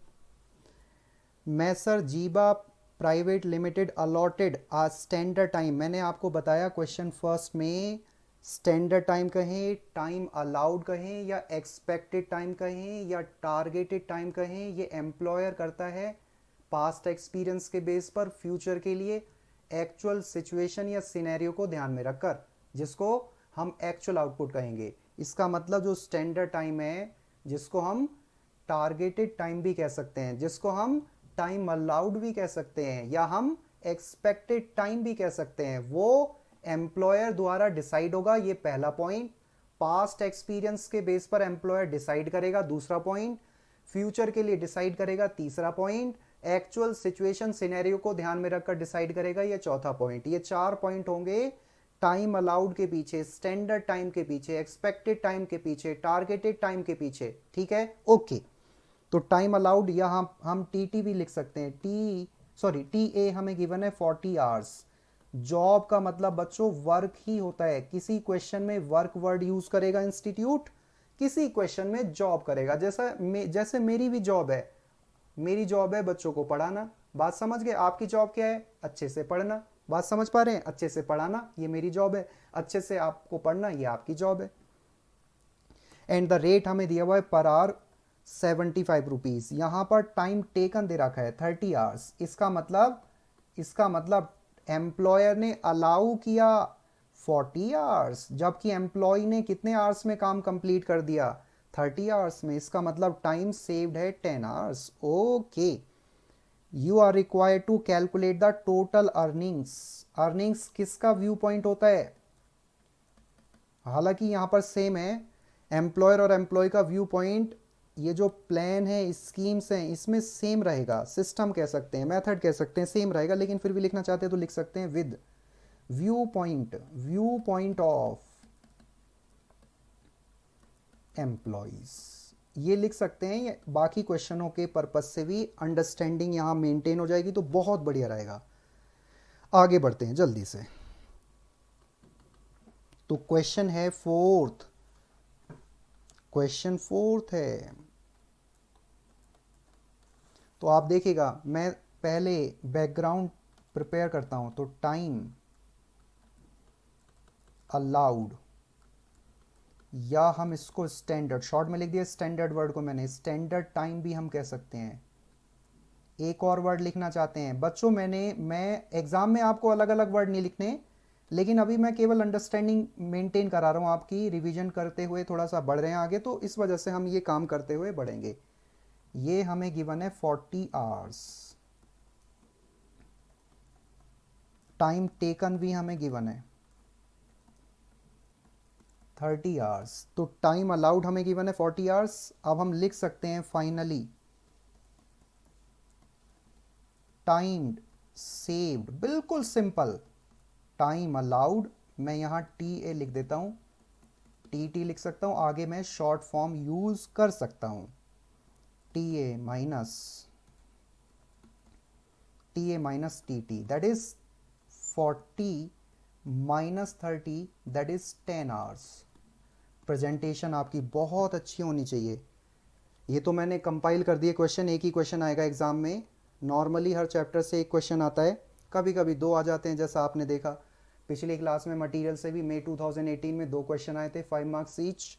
और इस क्लास में आप देख पा रहे हैं लेबर कॉस्ट के भी 2 क्वेश्चन आए थे मई 2018 में, 5 मार्क्स ईच। लेकिन नॉर्मली एक ही क्वेश्चन आता है। आगे बढ़ते हैं। अब हम पहला प्लान करते हैं, हाल से प्लान। हाल से है, रोवन है, हाल से प्रीमियम। प्रीमियम का मतलब है बोनस, बोनस मतलब रिवॉर्ड, रिवॉर्ड मतलब इंसेंटिव। आपने टाइम सेव करा है, इसका मतलब आप एफिशिएंट वर्कर हैं। तो एफिशिएंट वर्कर को क्या मिलेगा? बेसिक वेजेस के साथ साथ रिवॉर्ड मिलेगा, बोनस मिलेगा, प्रीमियम मिलेगा, इंसेंटिव भी हम कह सकते हैं। तो हाल से प्रीमियम प्लान। और बोनस कितना मिलेगा एज पर हाल से प्रीमियम प्लान? 50%। तो बच्चों बेसिक वेजेस तो मिलेंगी, जिसको हम मिनिमम वेजेस भी कह सकते हैं, गारंटीड वेजेस कह सकते हैं, जितना आपने टाइम डिवोट किया उसके हिसाब से। और फिर बोनस मिलेगा। बोनस की जगह मैं वर्ड एक और यूज कर सकता हूं, premium. Basic wages time taken into में आवरली रेट, H/R लिख सकता हूं, या आप आवरली रेट पूरा लिख दें। और 50% किसका होगा बोनस? ऑब्वियस सी बात है, टाइम सेव्ड इनटू में आवरली रेट, दैट्स इट। तो टाइम टेकन कितना है हमारा? टाइम टेकन तो आवरली रेट ढूंढना था, टाइम टेकन तो ऊपर ही गिवन है 30 आवर्स। टाइम टेकन है 30 आवर्स और आवरली रेट है 75 रुपीज़ प्लस 50%। टाइम सेव्ड हमने कंप्यूट किया 10 आवर्स, ऐसे ही लिखना है आवर्स रुपीज़ वगैरह करके, गलती नहीं होगी बिल्कुल भी, अच्छा लगेगा, मार्क्स अच्छे आएंगे। 2250 प्लस 375, दोनों का सम कर देते हैं। 2250 प्लस 375, ये आ जाएगा 2625। बहुत बढ़िया, करें जी नोट डाउन। नेक्स्ट पार्ट है हमारा रोवन। रोवन प्रीमियम या प्लान लिखा है, इसको भी प्रीमियम लिख सकते हैं, रोवन प्लान। तो टोटल वेजेस, मिनिमम वेजेस कह सकते हैं, बेसिक वेजेस कह सकते हैं, गारंटीड वेजेस कह सकते हैं, नॉर्मल वेजेस कह सकते हैं। वर्ड पर भी ध्यान देना मैं क्या बोल रहा हूं, बहुत जरूरी है।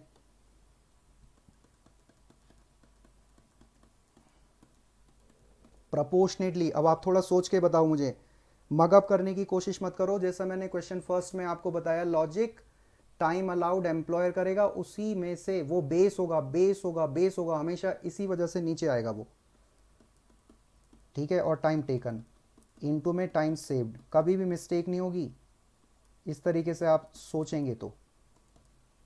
एम्प्लॉयर बॉस है तो टाइम अलाउड उसने वो बताएगा, वो टाइम टेकन कितना है वो ऊपर आएगा। टाइम टेकन कितना है? 30 आवर्स, 75। इसमें कोई रिजिड परसेंटेज नहीं होती है रोवन में, ये प्रपोर्शनेटली बोनस मिलता है। टाइम टेकन 30, कितने में से? 40, इनटू में 10, इनटू में आवरली रेट, दैट्स इट। कितना? 75, राइट, दैट्स इट। अब ये तो ऊपर हमने कंप्यूट किया हुआ है 2250, इसकी कैलकुलेशन जरूर हम करेंगे यहाँ पर। तो 30 इंटू में 75 डिवाइडेड बाई 4, ये आ गया 562.50। दोनों का सम करना पड़ेगा, थोड़ा सा ऊपर कर देता हूँ मैं ताकि आप आराम से लिख सकें। और ये आ जाएगा 250।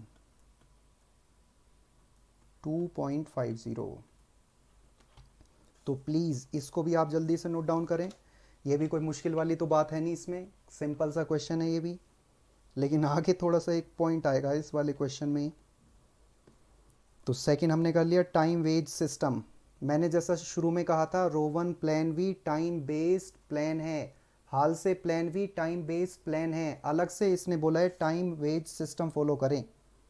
Third, time wage system, time wage system method or approach or plan कुछ भी कह सकते हैं आप, मतलब कितने घंटे आपने काम किया उसके हिसाब से आपको पेमेंट मिलेगी। टाइम टेकन, अलाउड नहीं, अलाउड तो किया ही नहीं है, जितने घंटे काम किया है उसके हिसाब से आपको वेजेस मिलेगी, अलाउड का कोई लेना देना नहीं है यहाँ पर। Time wage system, time taken into में आवरली रेट, दैट्स इट। इसका मतलब बेसिक वेजेस ही टाइम रेट सिस्टम के अकॉर्डिंग आएगी, उसमें बोनस नहीं मिलता, इसकी ये ड्रॉबैक होती है।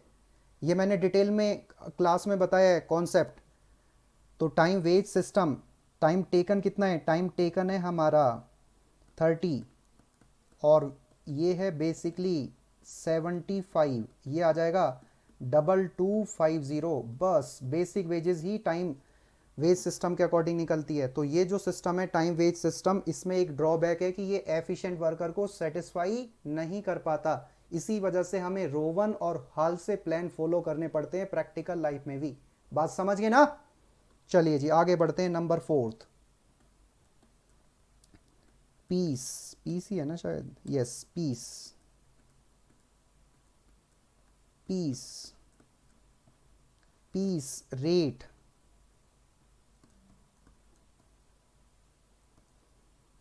पीस रेट सिस्टम, वैसे तो इसमें होना चाहिए क्या, नंबर ऑफ पीसेस कितने बने हैं, नंबर ऑफ पीसेस इनटू में पीस रेट। लेकिन बच्चों आप ढूंढेंगे ना, इस केस में नंबर ऑफ पीसेस क्वेश्चन में गिवन नहीं है, नंबर ऑफ पीसेस क्वेश्चन में गिवन नहीं है, इंस्टीट्यूट ने दिया ही नहीं नंबर ऑफ पीसेस, और ना ही पीस रेट गिवन है। तो इसका मतलब हमें यदि कुछ गिवन है, जो भी गिवन है उसकी हेल्प से हमें पीस रेट सिस्टम के अकॉर्डिंग वेजेस कैलकुलेट करनी है। पीस नंबर ऑफ पीसेस कितने मालूम नहीं है, पीस रेट कितना है वो भी मालूम नहीं है, लेकिन इंस्टीट्यूट ने कहा कि पीस रेट सिस्टम फॉलो करके आप वेजेस निकालो, अर्निंग्स निकालो। समझ गए ना? तो जो भी हमें दिया हो उसके हिसाब से हम निकाल के जाएंगे। इसका मतलब क्या करना होगा यहां पर, तो वैसे तो ओरिजिनल फॉर्मूला, ओरिजिनल कॉन्सेप्ट तो ये है इसका जो मैंने आपके लिए लिखा, number of pieces originally, number of pieces into में पीस रेट, इसके हिसाब से पीस रेट सिस्टम के हिसाब से अर्निंग वेजेस या कॉस्ट आ जाएगी। लेकिन बच्चों नंबर ऑफ पीसेस क्वेश्चन में गिवन नहीं है, ना ही पीस रेट गिवन है, तो हमें क्या हम इतना लिखकर छोड़ दें? नहीं बच्चों, एक काम कर सकते हैं, इस क्वेश्चन के पर्पस से केवल टाइम अलाउड लेंगे, इनटू में आवरली रेट लेंगे, that's it. Sir time taken क्यों नहीं ले रहे आप? बच्चों यदि मैं टाइम टेकन, जैसा मैंने शुरू यहां पर टाइम टेकन लिया और यहां आवरली रेट लिया और ये मैंने कैलकुलेशन कर दी, मैं इस वाले में तो ये सही किया है मैंने, लेकिन बच्चों मैं पीस रेट सिस्टम इसी में मैं दोबारा फिर टाइम टेकन लूं और आवरली रेट लूं तो यही आएगा ना, यही सेम अमाउंट आएगा। इसी वजह से बच्चों पीस रेट सिस्टम में मजबूरी है मेरी, क्योंकि पीस मालूम नहीं है, number of pieces, number of units कितनी मैन्युफैक्चर्ड हुई हैं ये मालूम नहीं है, पीस रेट क्या है, एक यूनिट को बनाने का कितना पे कर रहे हैं वो मालूम नहीं है, पीस रेट मालूम नहीं है, नंबर ऑफ यूनिट्स मालूम नहीं है, नंबर ऑफ पीसेस मालूम नहीं है। इसी वजह से मेरी मजबूरी है क्योंकि मैं ये वाला पार्ट यूज नहीं कर पा रहा हूं, हालांकि तो मुझे ये यूज करना चाहिए लेकिन नहीं कर पा रहा हूं, तो मैं क्या करूंगा, पीस रेट सिस्टम फॉलो करते हुए टाइम टेकन नहीं ले सकता। टाइम टेकन तो टाइम वेज सिस्टम में हमने फॉलो कर लिया, हमें टाइम अलाउड लेना पड़ेगा। इतना ही मैं आपको बता सकता हूं क्योंकि यहां पर इंफॉर्मेशंस का अभाव है। अभाव का मतलब है lack of informations, lack of information, data etcetera कह सकते हैं आप। देखिएगा तो टाइम अलाउड हमारा 40 है, इनटू में वेज रेट 75, तो ये आ गया 3000। बच्चों मैं फिर दोबारा कहना चाहूंगा, वैसे तो हमें ये यूज करना चाहिए, ये वाला, इसको हमें यूज करना चाहिए, वैसे तो हमें ये यूज करना चाहिए, मैं बार बार कहूंगा ये यूज करना चाहिए हमें। लेकिन बच्चों number of pieces, number of pieces या पीस रेट हमें गिवन नहीं है, तो हम मजबूरी में इस क्वेश्चन में फिर ये इस तरीके से पीस रेट के अकॉर्डिंग वेजेस कंप्यूट करेंगे। क्लियर है या नहीं है? इसी वजह से मैंने यहां पर 40 आवर्स लिया, 40 आवर्स और फिर 75 आवर्स लिया, ठीक है, और इस तरीके से 3000 कॉस्ट आ जाएगी पीस रेट के अकॉर्डिंग। ये बेसिक सी बात है, बट बड़ी अटपटी सी बात है कि पीस रेट मालूम नहीं है, नंबर पीसेस मालूम नहीं है, और इंस्टीट्यूट ने एक रिक्वायरमेंट पूछ ली पीस रेट सिस्टम की, तो बच्चों टाइम अलाउड के हिसाब से हमें निकालना पड़ेगा। ये इसी क्वेश्चन में यूज होगा, नॉर्मल क्वेश्चन में हम ऐसा नहीं करेंगे। नॉर्मल सभी क्वेश्चंस में, बहुत सारे क्वेश्चंस कराए थे मैंने पीस रेट सिस्टम के, अपनी बुक में दिए हुए हैं, तो वो नंबर ऑफ पीसेस इनटू में पीस रेट के हिसाब से हमने काम किया हमेशा। लेकिन ये क्वेश्चन आया जिसमें नंबर ऑफ पीसेस नहीं मालूम है, नंबर ऑफ पीसेस मालूम नहीं है, ना पीस रेट मालूम है, तो बच्चों टाइम अलाउड इनटू में आवरली रेट के हिसाब से ही जो वेजेस आएगी उसी को पीस रेट सिस्टम के अकॉर्डिंग वेजेस या अर्निंग्स माना जाएगा। ये बेसिक सी बात है।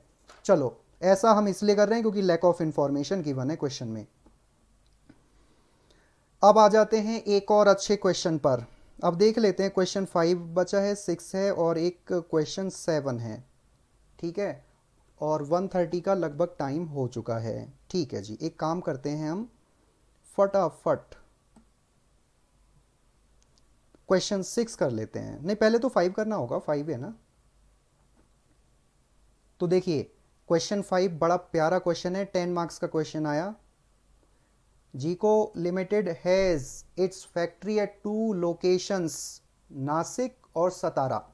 इसका मतलब जो कंपनी है उसकी 2 लोकेशंस पर फैक्ट्रीज हैं, एक लोकेशन है नासिक और दूसरी लोकेशन है Satara. Rowan plan is used at Nashik. Rowan plan का यूज किया, रोवन प्लान का यूज किया कहां पर? नासिक फैक्ट्री में। और हाल से प्लान का यूज किया गया है कंपनी द्वारा पेमेंट करने के लिए वर्कर्स को सतारा में। स्टैंडर्ड टाइम को टाइम अलाउड कहा जा सकता है, जैसा मैंने आपको बताया। Standard time and basic rate of wages are same for a job. इसका मतलब ये जो स्टैंडर्ड टाइम है, बेसिक वेज रेट है, वो सेम है, समझ गए। और मशीनरी भी क्या है? बेसिकली सेम है। मतलब यदि रोवन प्लान के अकॉर्डिंग जितना स्टैंडर्ड टाइम है, हाल से प्लान के अकॉर्डिंग भी उतना ही हमें लेना होगा, क्योंकि स्टैंडर्ड टाइम दोनों जगह सेम है। वेज रेट का मतलब आवरली रेट में कह सकता हूं, आवरली रेट जितना रोवन में है उतना ही हाल से में मानना पड़ेगा। मतलब स्टैंडर्ड टाइम दोनों जगह सेम है, वेज रेट या आवरली रेट दोनों जगह सेम है, मशीनरी भी दोनों जगह सेम है, प्रोडक्ट भी क्या होगा? सेम होगा। आगे, normal working hours is 8 hours per day in a 5 days a week. चलिए आगे बढ़ते हैं। नॉर्मल वर्किंग आवर्स 8 आवर्स हैं इन अ डे, और एक वीक में 5 दिन काम होता है, 8 घंटे, तो इसका मतलब 40 घंटे आ जाएगा। एक दिन में 8 घंटे, वीक में 5 days, वीक में 5 days, दोनों को मल्टीप्लाई करके हम लिख सकते हैं 40 आवर्स। नॉर्मल है ये। आगे देखिएगा, job eight Nashik factory is completed. Keyword है यहां पर, कीवर्ड है बच्चों कंप्लीटेड, कंप्लीटेड इन 32 आवर्स। इसका मतलब इसी को कहा जाएगा टाइम टेकन। इसको क्या कहा जाएगा? Time taken. यहां पर कितना है? यहां पर है 30, इसका मतलब ये आ गया टाइम टेकन।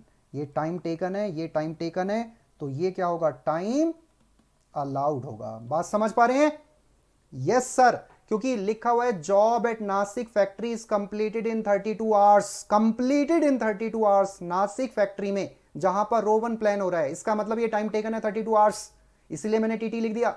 इसके बाद सतारा फैक्ट्री पर कितना टाइम टेकन है? 30 आवर्स, इसको टीटी लिख दिया। तो जो नॉर्मल आवर्स हमें गिवन है ऊपर वाले पैराग्राफ में, सेकंड पैराग्राफ में जो 40 आवर्स मैंने निकाले रेड पेन से लिखा हुआ है, वो 40 hours that is time allowed माना जाएगा। कन्वर्जन कॉस्ट एट नासिक और सतारा की हमें गिवन है, और ओवरहेड कॉस्ट हमें दी हुई है, जिसको रिकवरी रेट कहेंगे।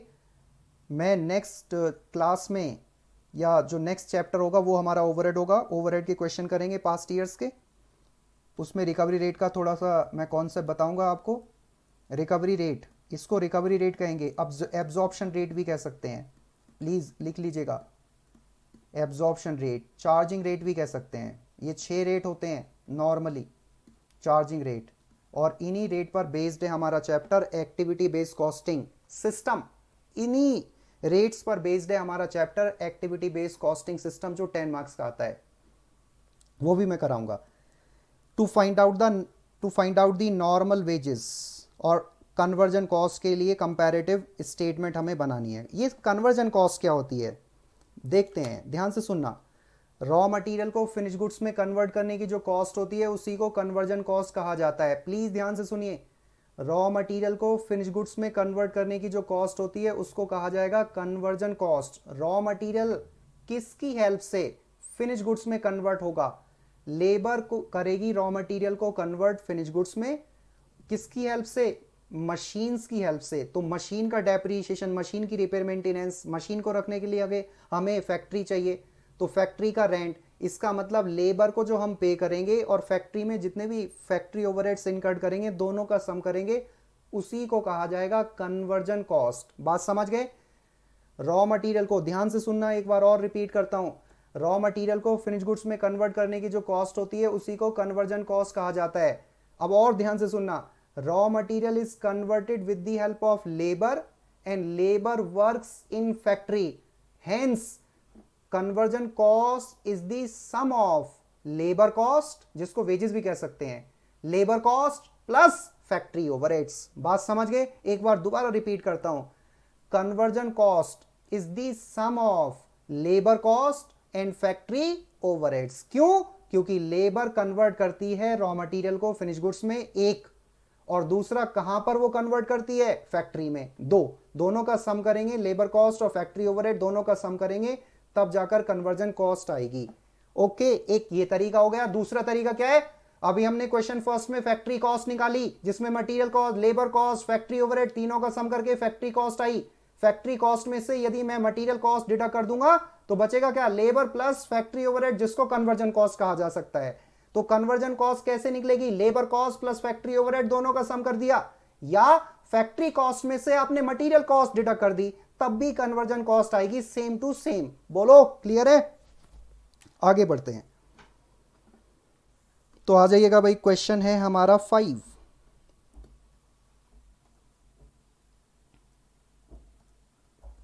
क्वेश्चन 5, सब कुछ तो लगभग हमें गिवन है, तो हम पहले नॉर्मल वेजेस हमें फाइंड आउट करनी है। ओके जी, तो एक काम करते हैं, वर्किंग नोट बनाते हैं सबसे पहले, ठीक है। और वर्किंग नोट किसका बना लेते हैं, वर्किंग नोट बना लेते हैं, यहां लिखेंगे आप नासिक। नासिक मतलब रोवन प्लान। मेरे साथ साथ ही नोट डाउन करना, नासिक सतारा, ये है आपका हालसे प्लान। इन दोनों प्लान पर ही मैक्सिमम टाइम क्वेश्चन आता है। Nashik that is Rowan plan, Satara Halsey plan. तो बच्चों इसमें हमें टाइम टेकन ऑलरेडी गिवन है। टाइम टेकन कितना है इस केस में, 32 आवर्स। 32 आवर्स है, और इस केस में 30 आवर्स है, या कितना था चेक करना पड़ेगा। 30 आवर्स है सर, 30 आवर्स, 30 आवर्स। आगे टाइम अलाउड हमें गिवन है 40 आवर्स। ये 40 आवर्स कैसे आया वो मैं आपको बता देता हूं। अभी दोनों जगह सेम है। टाइम अलाउड को हम स्टैंडर्ड आवर्स या टाइम भी कह सकते हैं, प्लीज ध्यान दीजिएगा। और टाइम हम आवर्स में लेते हैं क्योंकि क्वेश्चन में आवर्स में दिया हुआ है। अब ये देखिए बिल्कुल सिंपल है, 5 days in a week into में 8 आवर्स। इस तरीके से 40 आवर्स हमने कंप्यूट कर लिए, और स्टैंडर्ड टाइम 40 आवर्स से दोनों जगह सेम होगा। आगे बढ़ते हैं। Normal wage rate, normal wage rate, या हम इसको आवरली रेट भी कह सकते हैं। आवरली रेट लेट करना पड़ेगा, ये मालूम नहीं है, लेट करना पड़ेगा, मालूम नहीं है। लेट नॉर्मल वेज रेट या आवरली रेट बी मान लेते हैं रुपीज ए, दोनों जगह सेम रहेगा। रुपीज ए दोनों जगह सेम रहेगा, ये ध्यान रखना। ऐसा बोला हुआ है, सेकंड पैराग्राफ आप रीड करें। ये देखिए यहां से मैं रीड कर रहा हूं, ये रहा standard time. Standard time 40 hours, 40 hours दोनों जगह सेम लिया है मैंने। और बेसिक रेट ऑफ वेजेस, जिसको नॉर्मल वेज रेट भी कह सकते हैं, बेसिक वेज रेट भी कह सकते हैं, आवरली रेट भी कहा जा सकता है, वो भी सेम है। इसीलिए दोनों जगह बच्चों मैंने सेम सेम माना है। यहाँ 40 आवर्स स्टैंडर्ड टाइम सेम दोनों जगह, और उसके बाद wage rate, normal wage rate, basic wage rate कह सकते हैं। मैंने ए अपनी तरफ से मान लिया, क्वेश्चन में गिवन नहीं था, ये हमें कैलकुलेट भी करना है। चलिए जी अब आगे बढ़ जाते हैं। क्लियर है इतनी बात? मेरे ख्याल से इसमें कोई प्रॉब्लम आपको नहीं होनी चाहिए। आगे बढ़ते हैं, अब आप ध्यान से देखना जरा प्लीज। अब हम बढ़ते हैं आगे,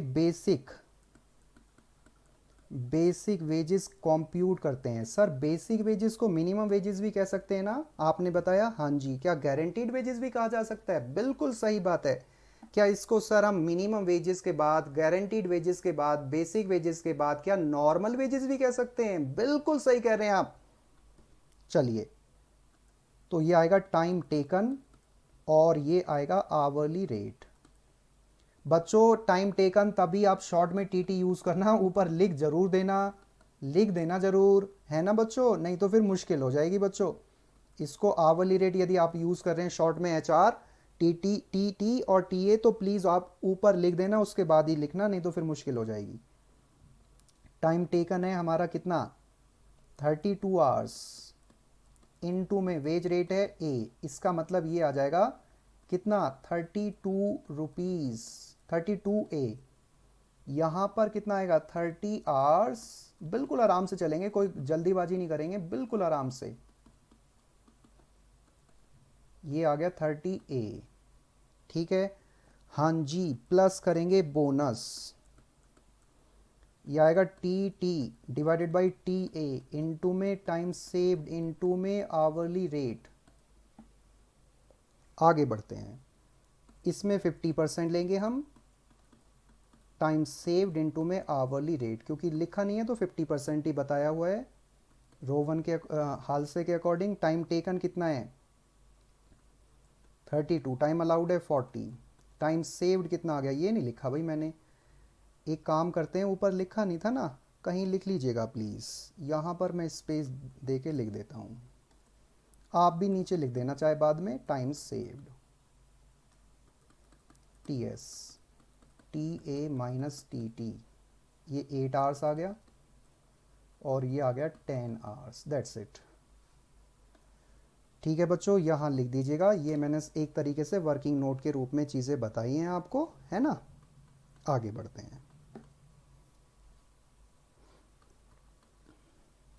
8 आवर्स, आवरली रेट है ए रुपीज़, 50% है इनटू में 10 आवर्स इनटू में ए रुपीज़,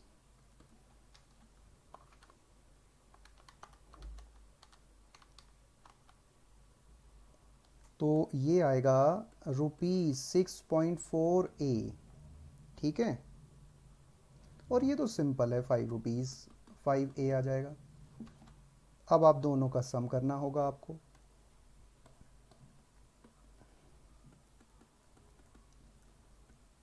टोटल वेजेस कह सकते हैं, फिलहाल यहाँ पर अर्निंग्स कह सकते हैं, कोई दिक्कत नहीं है, लेबर कॉस्ट भी कहा जा सकता है, ये भी मैं लिख देता हूँ। चलो, ये आएगा 38.40A और ये आएगा 35A।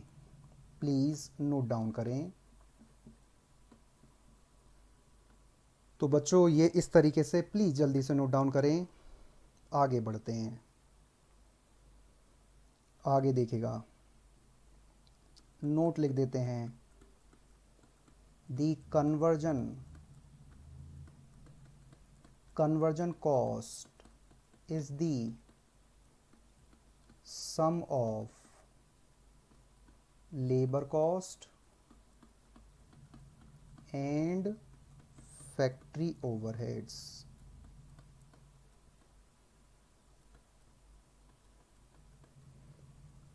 The conversion cost is the sum of labor cost and factory overheads. ठीक है, आगे बढ़ें। तो बच्चों आप देखिएगा, कन्वर्जन कॉस्ट हमें गिवन है, कन्वर्जन कॉस्ट हमें गिवन है 54084950। यदि मैं कन्वर्जन कॉस्ट, और ये कैसे निकलती है, labour cost plus FOHS that is factory overhead, short में लिख दिया। यदि मैं इसमें से फैक्ट्री ओवरहेड्स डिडक्ट कर देता हूँ, और फैक्ट्री ओवरहेड्स का क्या रेट है, आई थिंक 25 रुपीज़ है, यस 25 रुपीज़ इंटू में टाइम एक्चुअल लेंगे बच्चों, ध्यान देना। फैक्ट्री ओवरहेड्स का मतलब है फैक्ट्री में खर्चे हुए, और फैक्ट्री में कितने खर्चे होंगे, जितना टाइम आपने लगाया है फैक्ट्री में एक्चुअली उसके हिसाब से ही खर्चे होंगे फैक्ट्री में, जिसको कहा जाएगा फैक्ट्री ओवरहेड्स। मतलब यदि रिकवरी रेट आपको 25 रुपीज़ पर आवर गिवन है, तो आप टाइम अलाउड नहीं लेंगे, टाइम टेकन के हिसाब से फैक्ट्री में खर्चे आए होंगे। समझ गए ना, ये नॉर्मल कॉन्सेप्ट है, बहुत सिंपल। जितने घंटे काम हुआ फैक्ट्री में, उतने घंटे के हिसाब से फैक्ट्री में खर्चा होगा। क्लियर है या नहीं है? हाँ जी। यदि रिकवरी रेट आपको दिया है पर आवर जो कि 25 है यहाँ पर, तो यहाँ पर आप 32 आवर्स लेंगे। ये नोटिस करने वाली बात है बच्चों, अदरवाइज आप गलती भी यहाँ कर सकते हैं। 32 आवर्स यहाँ ब्रैकेट में लिख देना अपनी अंडरस्टैंडिंग पर्पज से टीटी। ये देखिएगा ये 25 ही रहेगा और यहाँ आवर्स आप लेंगे 30, इसमें भी ब्रैकेट में लिख देना टीटी। अब आप मल्टीप्लाई तो करेंगे, 25 को 32 से मल्टीप्लाई करके 800 आप निकाल पाएंगे और इस केस में 750 आ जाएगा। ये तो सिंपल, डिडक्ट करने के बाद जो पार्ट बचेगा बच्चों उसको कहा जाएगा लेबर कॉस्ट, उसको कहा जाएगा labour cost. Sir labour cost तो आपने ऊपर कंप्यूट की हुई है। बच्चों कंप्यूट तो मैंने कर दी, बिल्कुल सही आप कह रहे हैं, लेबर कॉस्ट मैंने यहां कंप्यूट की हुई है बच्चों, बिल्कुल सही बात है, लेकिन इसमें ए आ रहा है 38.40 ए की वैल्यू हमें असरटेन करनी है, इसी वजह से मुझे लेबर कॉस्ट लम सम में निकालनी पड़ेगी जहां पर ए ना आए, और 35 ए इसमें भी आ रहा है। अब देखिए यदि मैं कन्वर्जन कॉस्ट मुझे गिवन है, कन्वर्जन कॉस्ट में से यदि मैं फैक्ट्री ओवरहेड साइड डिडक्ट कर देता हूं तो जो बाकी पोर्शन बचेगा बच्चों वो लेबर कॉस्ट का ही तो बचेगा, क्योंकि conversion cost is the sum of labour cost plus factory overhead. तो यदि मैंने फैक्ट्री ओवरहेड हटा दिया तो बाकी रिमेनिंग पार्ट बचेगा ना बैलेंसिंग फिगर के रूप में, लेबर कॉस्ट ही तो आएगी। कितना 5408 माइनस 800, यह आएगा 4608 आएगी, और 4950 माइनस 750 यह आएगा 4200। तो प्यारे बच्चों ये आपको लेबर कॉस्ट ध्यान रखनी है, और लेबर कॉस्ट कितनी है इसको आपको यहां लेके जाना है, इन दोनों को आपको इक्वेट करना है ताकि ए की वैल्यू निकल सके। आप ऐसा भी कर सकते हैं, किसी से भी कर सकते हैं, कोई प्रॉब्लम वाली बात है सच नहीं है, आप यहां भी कर सकते हैं, इससे भी कर सकते हैं, इससे भी आप मैच कर सकते हैं, ठीक है, ऐसा दोनों तरीके से कर सकते हैं। मतलब ये हुआ कि 35A किसके इक्वल होगा, लेबर कॉस्ट के 42 के, ताकि ए की वैल्यू निकल सके, और 38.40 किसके इक्वल होगा 4608, क्योंकि दोनों ही क्या है आपस में बच्चों, दोनों ही तो लेबर कॉस्ट है ना। हमें तो बेसिकली दो बार कंप्यूट हमने इसलिए करी ताकि क्या कर सकें, ए की वैल्यू असरटेन कर सकें, नॉर्मल वेज रेट कैलकुलेट कर सकें, इसी वजह से हम इक्वेट कर देंगे दोनों को। तो बच्चों इक्वेट करके आएगा, देखिए जरा ध्यान से अब आप, तो लेबर कॉस्ट हमें गिवन है अब 4608, और ये वैसे कितनी है 38.40A, दैट्स इट। तो 4608 ए की वैल्यू 4 है या 6 था, एक बार चेक कर लेते हैं, ऊपर 4 ही है, बिल्कुल ठीक है। तो ए की वैल्यू निकालने के लिए 4608 को डिवाइड करना पड़ेगा 38.40 से। अब हमें देखना है कि ए की वैल्यू कितनी आई, वो भी रुपीस में आएगी क्योंकि नॉर्मल वेजेस हैं ये आएगी 120। एक तो ये तरीका है इसको कैलकुलेट करने का, दूसरा तरीका इस वाले पार्ट में ये है 42 लेबर कॉस्ट 4200 और 35A, जैसा आप चाहें वैसे कर लें, मैंने दोनों तरीके से सॉल्व करा दिया है आपको। एक बार इसको भी डिवाइड करके देख लेते हैं, 4200 को डिवाइड करेंगे 35 से तो 120 रुपीज़ ही आ जाएगी। तो हमने ए पार्ट कैलकुलेट कर लिया नॉर्मल वेजेस का। प्लीज़ जल्दी से आप नोट डाउन करें। तो मैं यहाँ फाइनली लिख सकता हूँ normal wage rate per hour, ये हमने ए माना था इसको, और मतलब ए का मतलब 120 रुपीज़। तो नॉर्मल वेज रेट हमने कंप्यूट कर लिया है। जल्दी से बच्चों आप नोट डाउन करें प्लीज़, ताकि मैं आगे क्वेश्चन करा सकूं। बहुत सिंपल क्वेश्चन 10 मार्क्स का। आगे बढ़ते हैं, वाकई में सिंपल है बच्चों, एज ए टीचर नहीं बोल रहा मैं, वाकई में सिंपल क्वेश्चन है, आप भी देख रहे होंगे सिंपल क्वेश्चन है ये। बस सिंपल सिंपल ही आते हैं, बस ध्यान से रीड करें और प्रेजेंटेशन अच्छी देंगे तो आपके अच्छे मार्क्स आएंगे। बिल्कुल देगा इंस्टीट्यूट अच्छे मार्क्स आपको। आगे बढ़ते हैं सेकंड पॉइंट पर।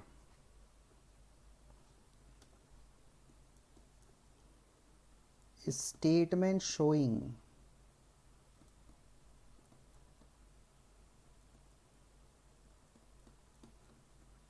Conversion cost. अब हमें कंपैरेटिव स्टेटमेंट बनाकर शो करनी है बस, और कुछ नहीं करना। अब क्वेश्चन कंप्लीट हो जाएगा हमारा।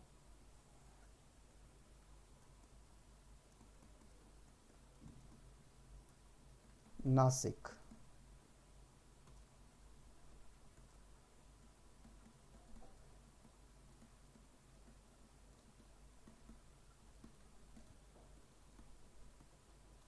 सतारा,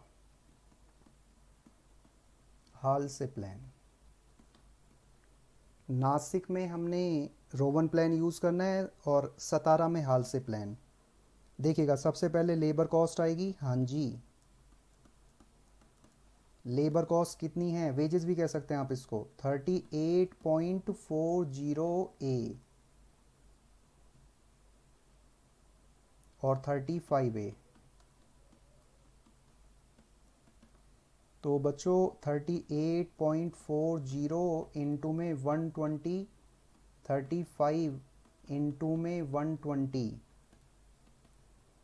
तो ये आ जाएगा। ये तो मुझे मालूम है, अभी फ़िलहाल कैलकुलेट भी किया था, इसको हमें देखना पड़ेगा। हालांकि ऊपर मैं निकाल चुका हूँ, लेकिन एक बार और दिखा देता हूँ।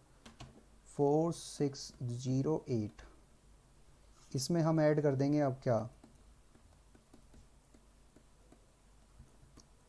Factory overheads at the rate of rupees, at the rate of rupees 25। तो 800 ये आ गया। कैसे निकल कर आया ये हमने ऑलरेडी कंप्यूट करके बताया भी था मैंने।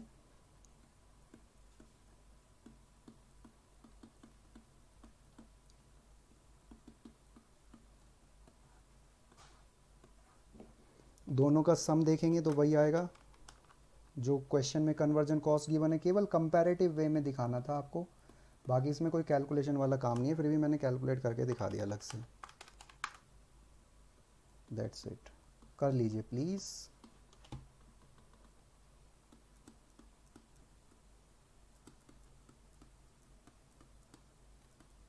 ये कन्वर्जन कॉस्ट आपकी कैलकुलेट हो गई, जल्दी से नोट डाउन करो।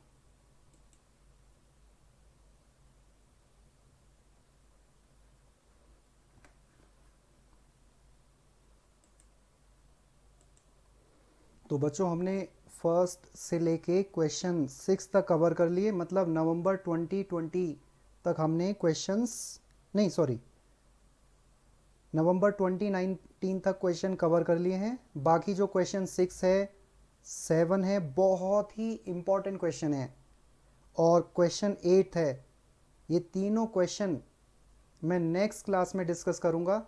राइट, इसका सेकंड पार्ट आएगा, उसमें हम डिस्कस करेंगे, क्योंकि इस पार्ट में मैंने ये तीनों क्वेश्चन यदि और डिस्कस करें और फिर सॉल्व करें तो बच्चों ये जो क्लास है हमारी काफ़ी लंबी हो जाएगी। मैं नहीं चाहता ज़्यादा ड्यूरेशन की क्लास रहे आपके लिए, तो हम आराम से ये तीनों क्वेश्चंस नेक्स्ट क्लास में करेंगे, जो लेबर कॉस्ट का सेकंड पार्ट होगा। राइट, चलिए मिलते हैं नेक्स्ट क्लास में।